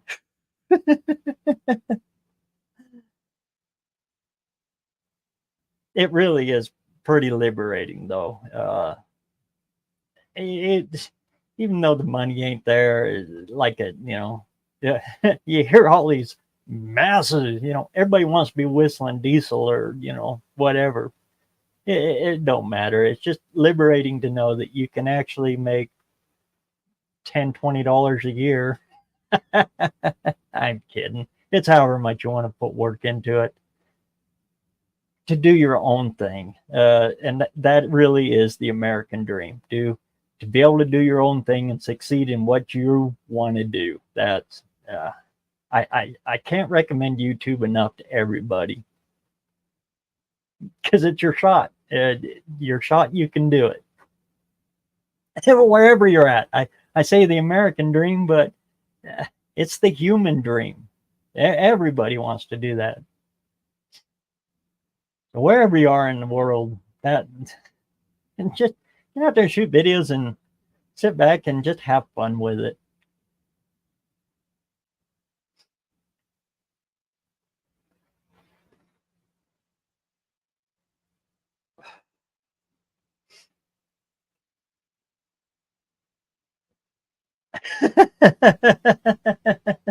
Oh, Lord of mercy, they will. That they sure will.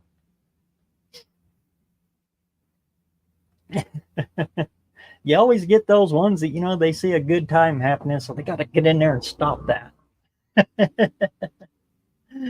Well, it's all in fun.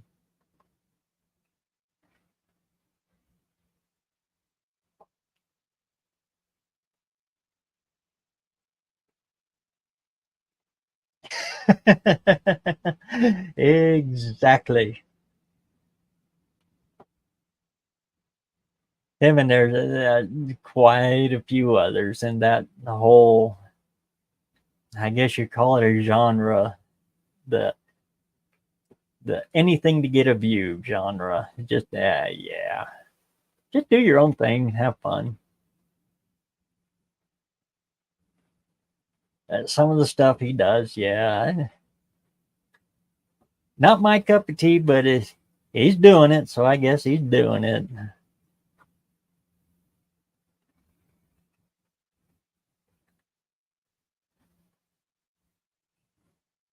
People want a $200 paint job and complain $200. I don't even buy masking tape this nowadays.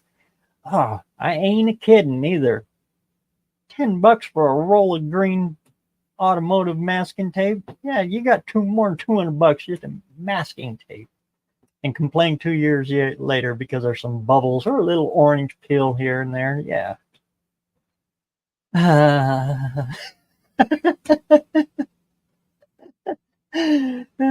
Yeah.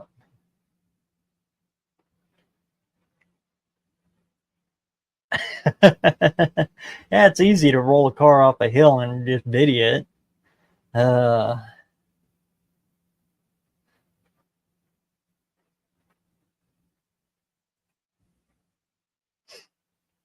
can honestly say I've only watched about, I'd say out of all the videos Whistling Diesel's got up, I've only watched about a grand total about 5 minutes. And that spanned out through a whole bunch of them.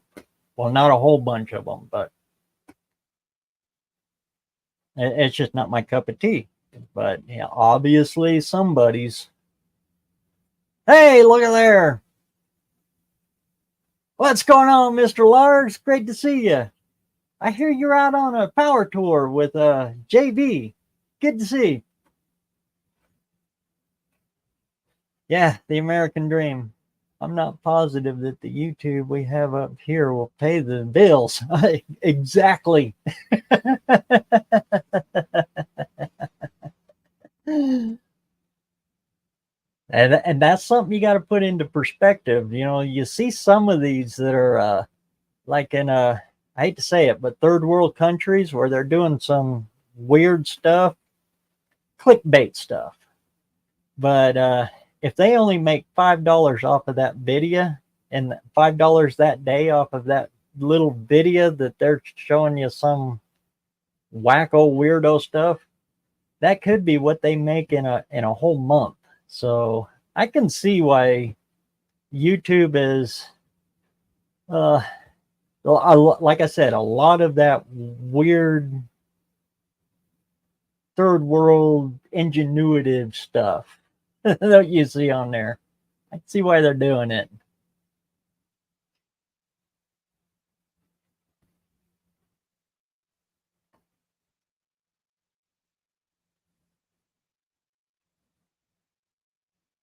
But $5 don't go very far in America, and I'm pretty sure it don't go very far in Norway either.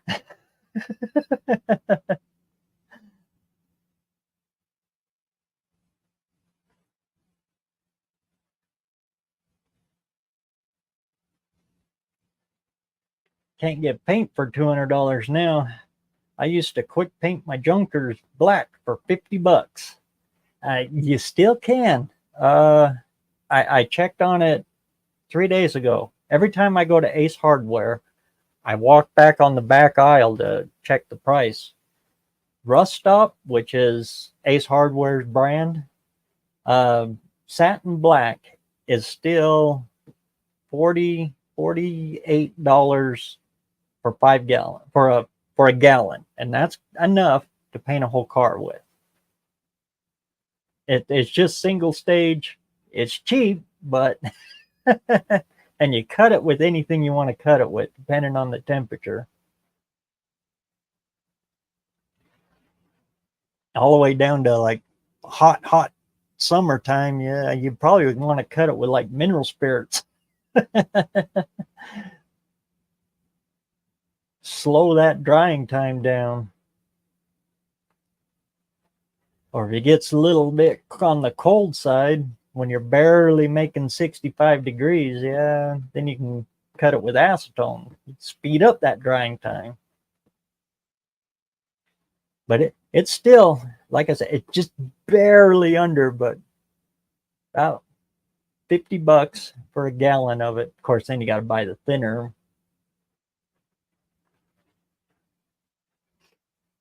And I love satin black because that's like a body man in a can. You paint it satin black, it takes all those ripples right out of it. That satin sheen covers it all. You can't see it.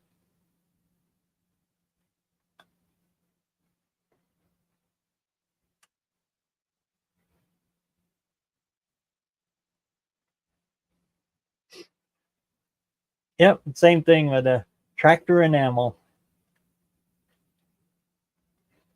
And that's the cheapest I found is Rust Stop. And it's actually pretty good paint. And the really cool thing about it is they also sell it in a big aerosol can. So if you scratch it or you want to touch it up a little later, you just buy the spray paint and same sheen.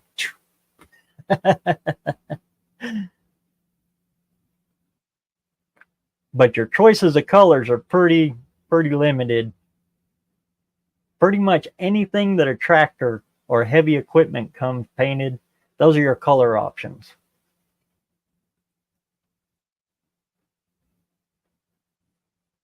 And so far, the brightest red that I can find is probably Massey Ferguson. It's the one that doesn't look quite like tomato soup. International red, yeah, it comes out kind of looking like tomato soup.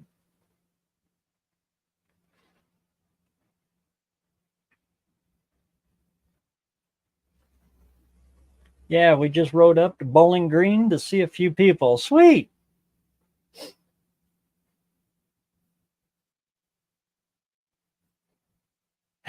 You just painted your trailer with Rust-Oleum and mineral spirits, huh? Sweet. We used to paint all of our trailers with Rust-Oleum, semi-gloss black, industrial black.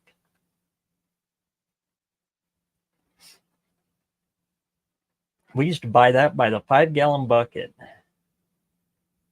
In fact, I think Dad still got, there's probably about a gallon and a half maybe left in that last bucket that we bought.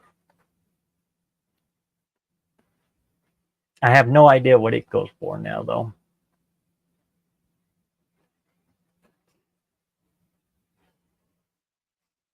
But that's the secret to it. You cut it for your temperature. And right now, yep, mineral spirits. Otherwise, you cut it with acetone in 80 to 90 degree weather. Yeah, it'll dry as it comes out of the gun and goes on. You'll be powder coating it.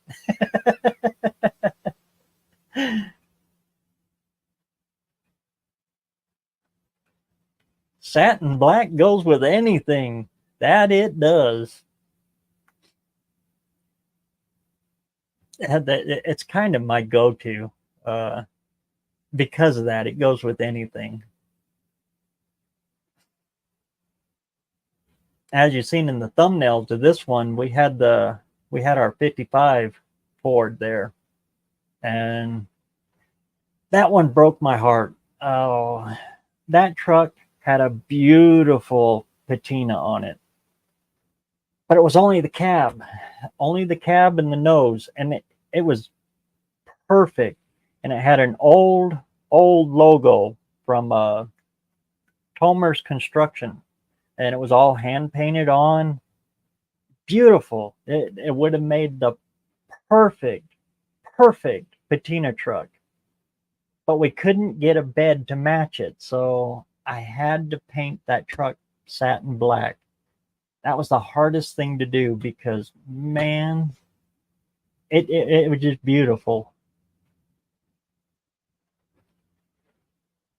Yeah, the truck was kind of a red with a yellow that had kind of wore down through on the primer in spots. Just if I would have clear coated it, it just would have been perfect. But the bed didn't match, so, and the bed was messed up.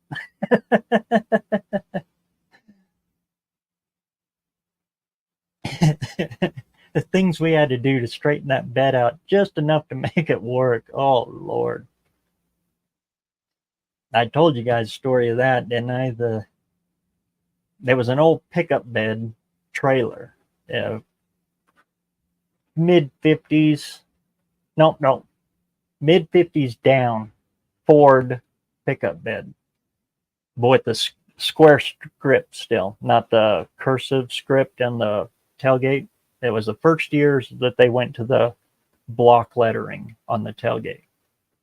Anyway, it was from, like I said, mid 50s down ish, step-side bed. But somebody had, done what they always do. They pull the cab off of a pickup, cut the frame, bring the frame together, put a tongue on it, use it for a trailer after the truck is no more. Well, they used it for to haul garbage with, to haul all kinds of stuff with, and then they pulled it in and they used it to haul chicken, to clean the chicken coop. They just go in and clean the chicken coop and throw it in that old pickup bed and then haul it off to the dump. So that bed was beat up. It was dented on every corner, twisted. Oh, and to this day, if you ever have to do any welding on it, that chicken poop has saturated into the metal, and the smoke that comes off that, oh Lord, it stinks. But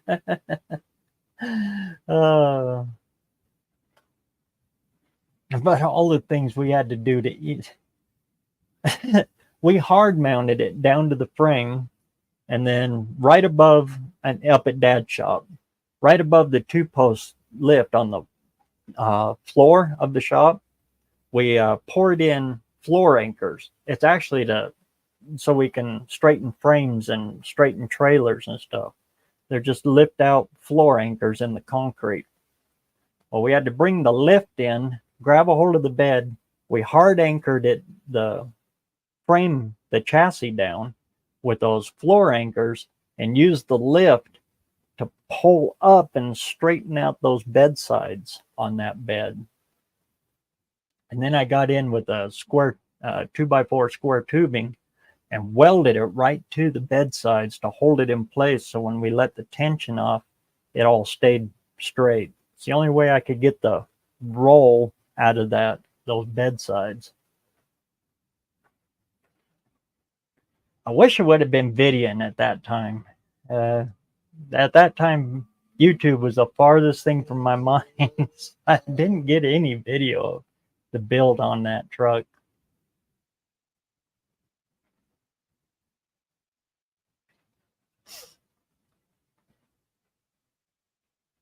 And then when it was all said and done, we painted that whole truck. It's a 55 Ford F500. Converted into a half ton. What are you doing, Edelbrook? Looks like Eddie wanted to come on here and say hello.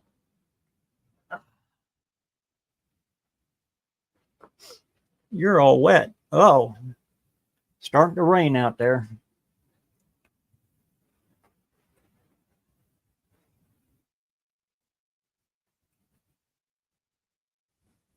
Wasn't it a 53? No, that one's a 55. It's got the crowned in front grille.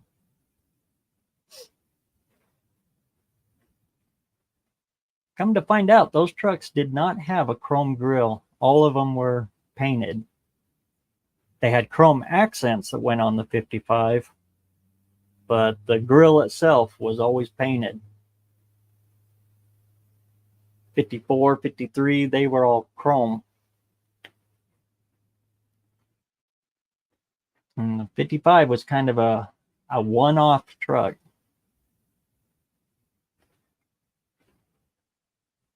That truck was in good shape.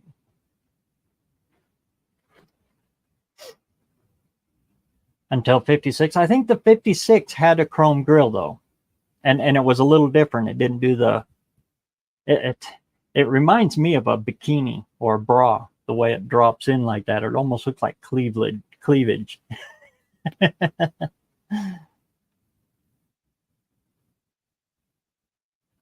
Time for supper, huh? Oh, go in there and get you some there, Ed. Thanks for stopping in. Great to see you.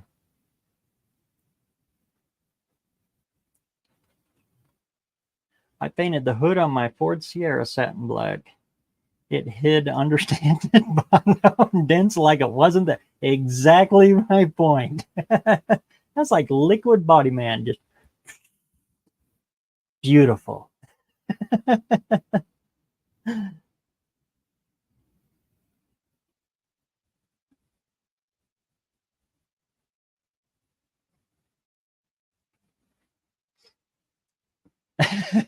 I think the grill on my 56 is Ollie, huh? Sweet.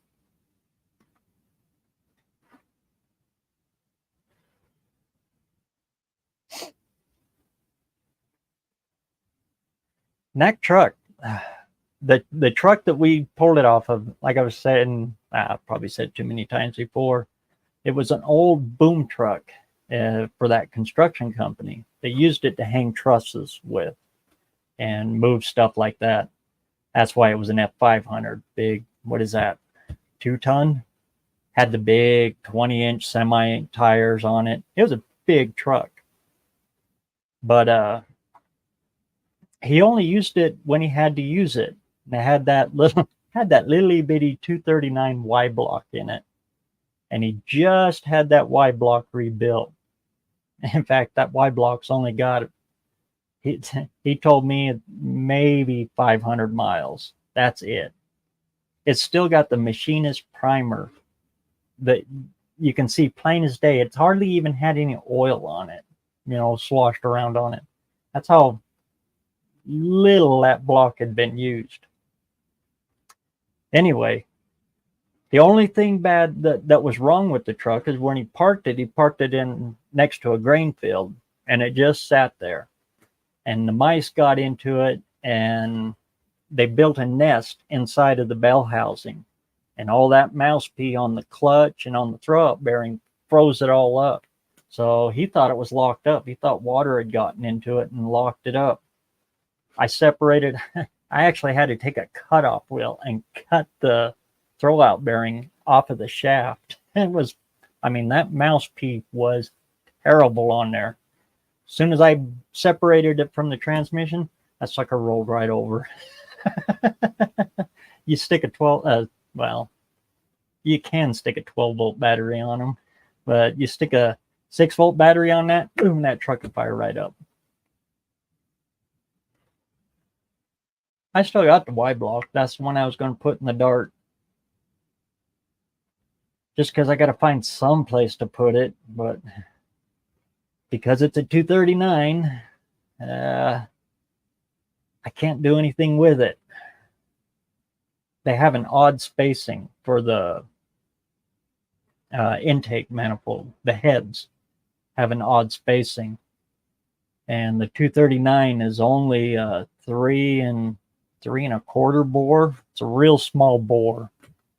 Well, it's the exact same bore as a flathead. Exact same cubic inch as a flathead V8.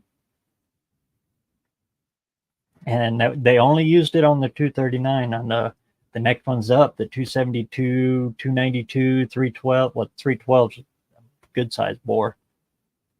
They changed them. So parts will interchange up at 272 all the way to a 312. But a 239, it's all on its own.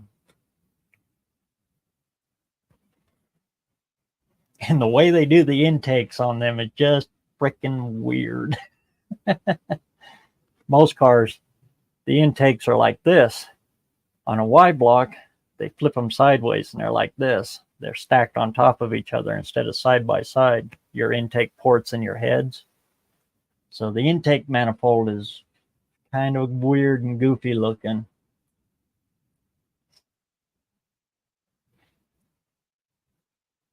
And because of the popularity of the 292 and 312, they're still to this day making aftermarket stuff for them, different intakes and stuff like that. So you can make that stuff work. 239, no, you're stuck. None of those intakes will fit, so you're stuck with just because of the spacing this way on those stacked intakes. You can't put anything else on there. They just won't fit. And you can't change the heads, so you can use the intake because the bore spacing is different. So you end up with the same problem as like trying to put 350 heads on a 305. The valves hit the side of the cylinder. Like I said, I get to yakking and yapping. Squirrel! Don't remind me. As a matter of fact, if I wait another day, I'm not going to have to mow. I'm going to have to swath and then hire somebody with a baler to bale this up. I think I got about a 1.5 tons hay I can get off of my yard right now. And it's raining, so I can't mow it after this live. So in the morning, yeah, I'll be out there swathing.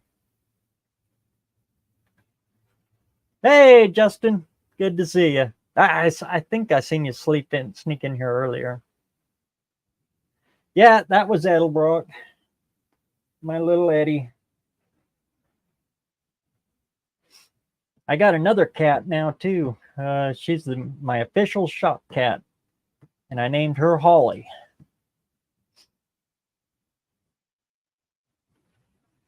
And both of them are Polly's. He's got like 8 fingers on each hand, 8 claws on each hand. So he's got, looks like thumbs. And both of them have got that. That works though, because, well, they call him a poly. So, you know, I'm into polycarbs too, multiple carbs. Tim72, great to see you, man. Done working on the sprinklers. Raining here now. It just started raining here too. Finally made it to one of my lives. Yeah, I seen you there.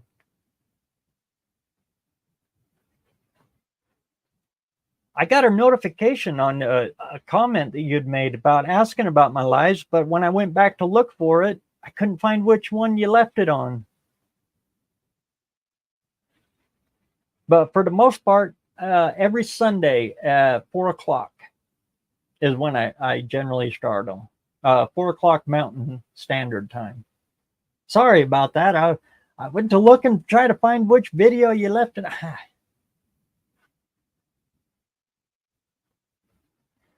Bad Attitude C10. What's going on? Great to see you. Just dropping in and say hi. Hit the like button. Thanks a million, man.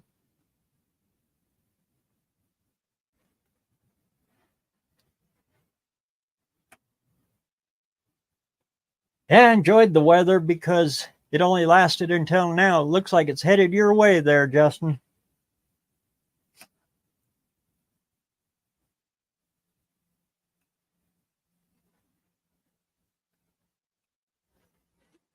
I learned of a podcast I recently listened to that llamas are excellent for keeping everything green down to a minimum.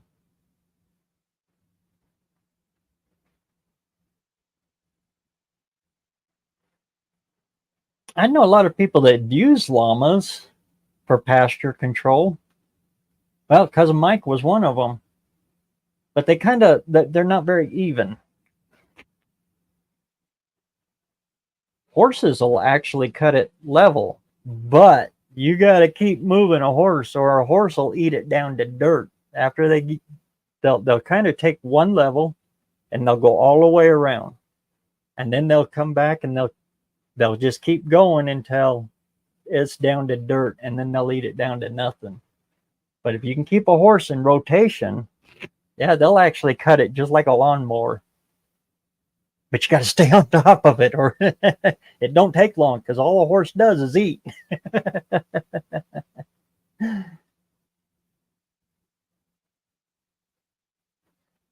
I had those portable panels for my horse, and years like this, when we get a real late first cut of first hay, I would stake her out in the yard, and I'd let the yard grow up like it is doing right now, and I'd move the pen around, because it's just a portable pen, and I'd move her all the way around my yard, and she'd mow it right down. She did a better job at it than my lawnmower would. Then I'd just fire up the lawnmower and go around and hit all of the exhaust and spread that everywhere.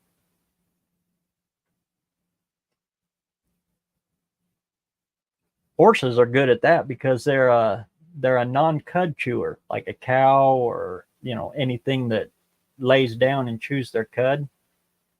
So they don't process seeds in their digestive system. So they eat the seeds, and then they run it through and just drops it out the other end and fertilizes it as it goes. So a horse is actually very good at reseeding for you, as long as you keep them mobile.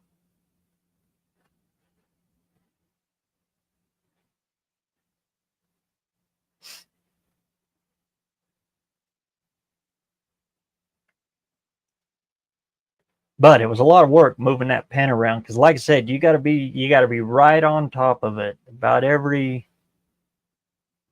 4 hours, I'd have to go out and move the pen. Boom, boom, boom, boom, boom. And it was a pain in the butt to move it. Or she'd just eat it right down to dirt. And then once it goes down to dirt, they'll kill the ground. Well, not kill the ground, but they'll take it clear down to nothing. Then it's got to all start over.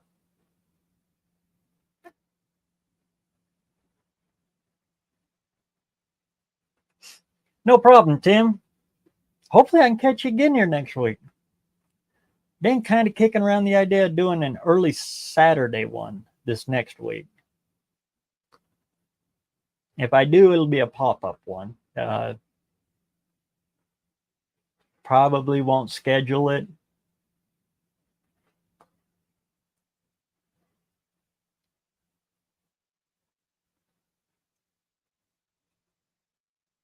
Does that include a Dalai Lama?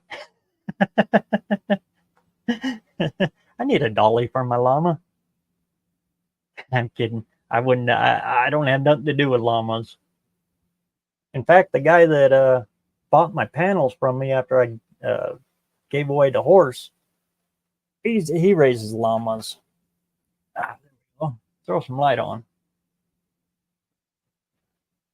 Envious Car Creation. Great to see you, man.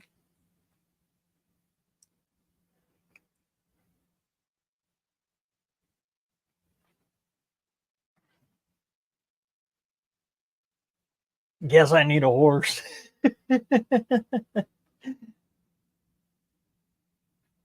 Hey, if all else fails, though, if you have a horse, you've always got at least 1 horsepower, right?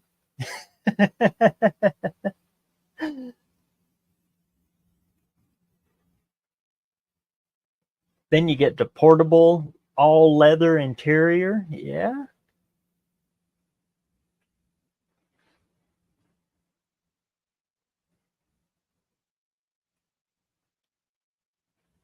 It's going to be in the 90s Thursday. I can feel it. Oh, Lord. That was like a big old wave of humidity just washed right on through.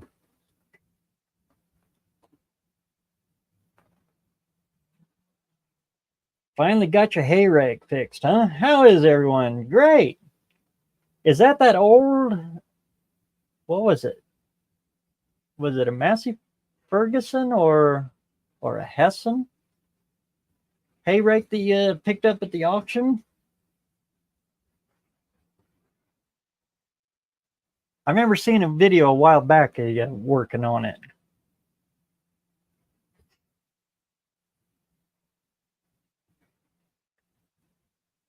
It's 100% green. Transportation that eats green and drops green. It's all green.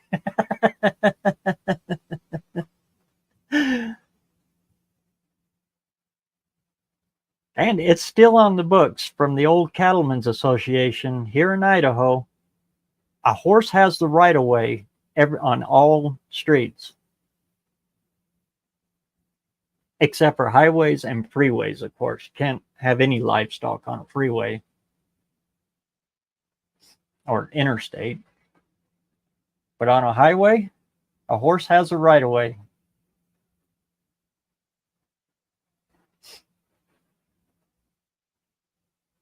And here in Idaho, it kind of makes sense.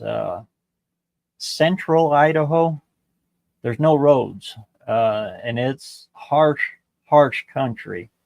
But if you're into hunting and fishing, extreme hiking, extreme camping, there's a lot of people that backpack into, well, there's 2 regions, the Selaway and the Frank Church wilderness areas. And like I said, it's illegal to take anything motorized into those, and it's all of central Idaho. It's why I have to go through Montana to get to Coeur d'Alene. But with a horse, you can go anywhere. Anywhere, of course, that's not private property, but anywhere that's BLM land, public lands, a horse can go anywhere.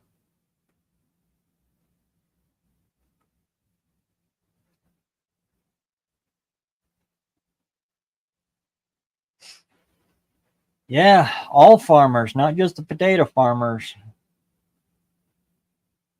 shutting down their water rights for pretty much the entire southern states. Absolutely crazy. They say that's to recharge the aquifer, but I don't know about that. And they also said it's because it's a water shortage. But the Snake River is about to crest. It's running so high. I don't get it.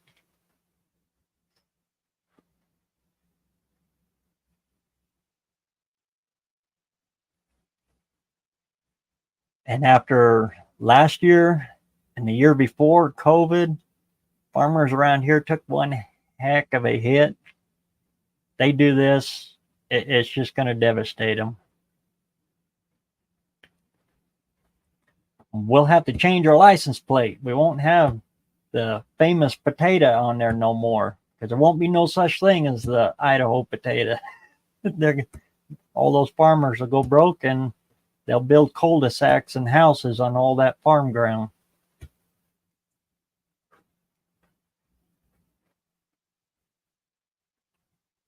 My old one was, that's right, it was a Massey.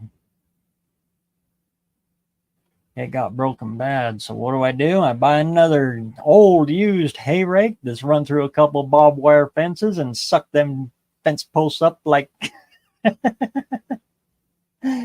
that needs work. This one is a New Holland 256, huh? Oh, sweet.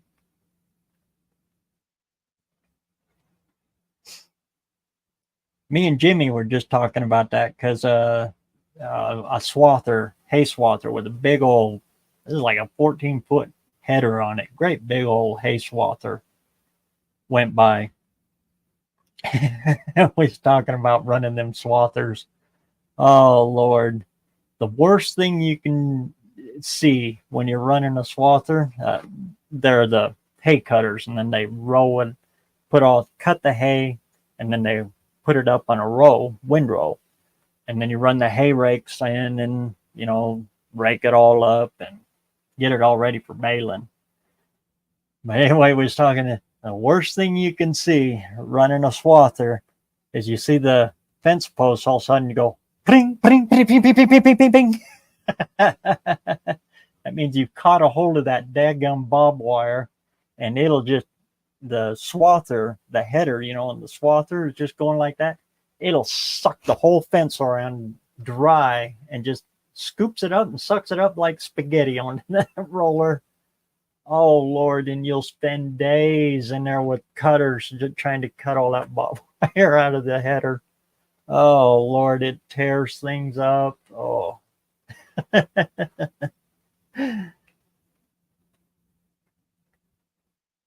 Or you'll be going along and you see a sprinkler pipe all of a sudden stand up. Be going along with your swather, you're watching your header and everything, making sure everything's okay, and all of a sudden off in the corner you'll see a sprinkler pipe go boing. And then same thing, sucks it right up like spaghetti. Oh, before you can shut it off. Oh, and then the work begins.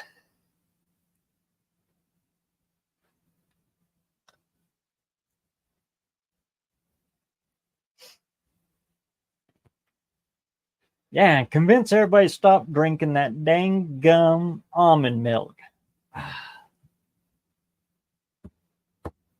I hate almonds. The politics behind almonds is that the almond itself I get two craps about, but do you know it takes a gallon of water to grow one nut, one almond nut? 1 gallon of water. And they grow almonds in the middle of the Mojave Desert. Where does that make sense? It takes 1,000 nuts to make 1 glass of almond milk. How much water that is? And they've sucked the Colorado River completely dry. It's just a muddy, wet spot by the time it dumps into Baja California. And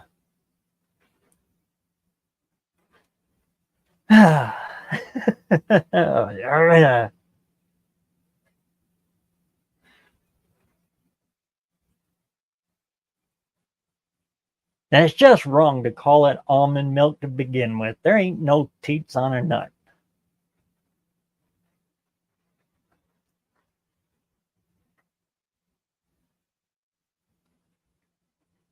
We live just outside what used to be a small farming community. Now it was subdivisions, and that's exactly what I'm going to see here. I'm deathly afraid of it.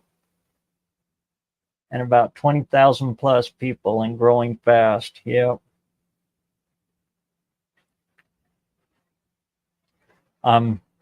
I'm deathly afraid that's exactly what's going to happen. They shut off all the water to all these farm fields around here, and it's prime real estate for development because it's right along the Snake River. It's beautiful property, but it's the only place that crops will grow. You can't grow potatoes on lava rock. It just don't work that way. Yeah, that's what's going to happen. They're going to shut all the water off. These farmers are going to grow broke, and you're going to see the city just creep right on through it.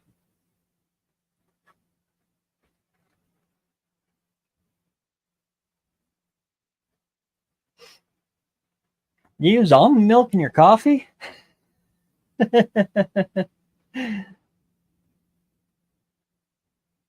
I won't hold it against you, old McDonald. As if I would if I could, right?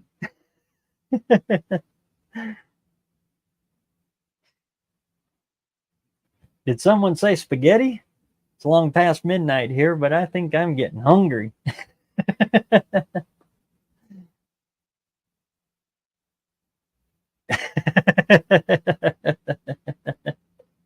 That's a pretty good one. I like that.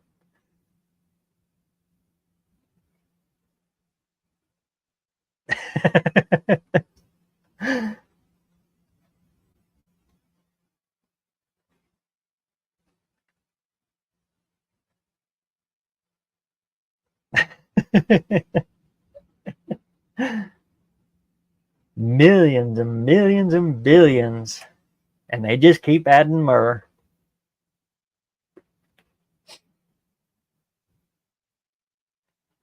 Well, with that, we've been on for about 2.5 hours. I think I'll call her good for this week.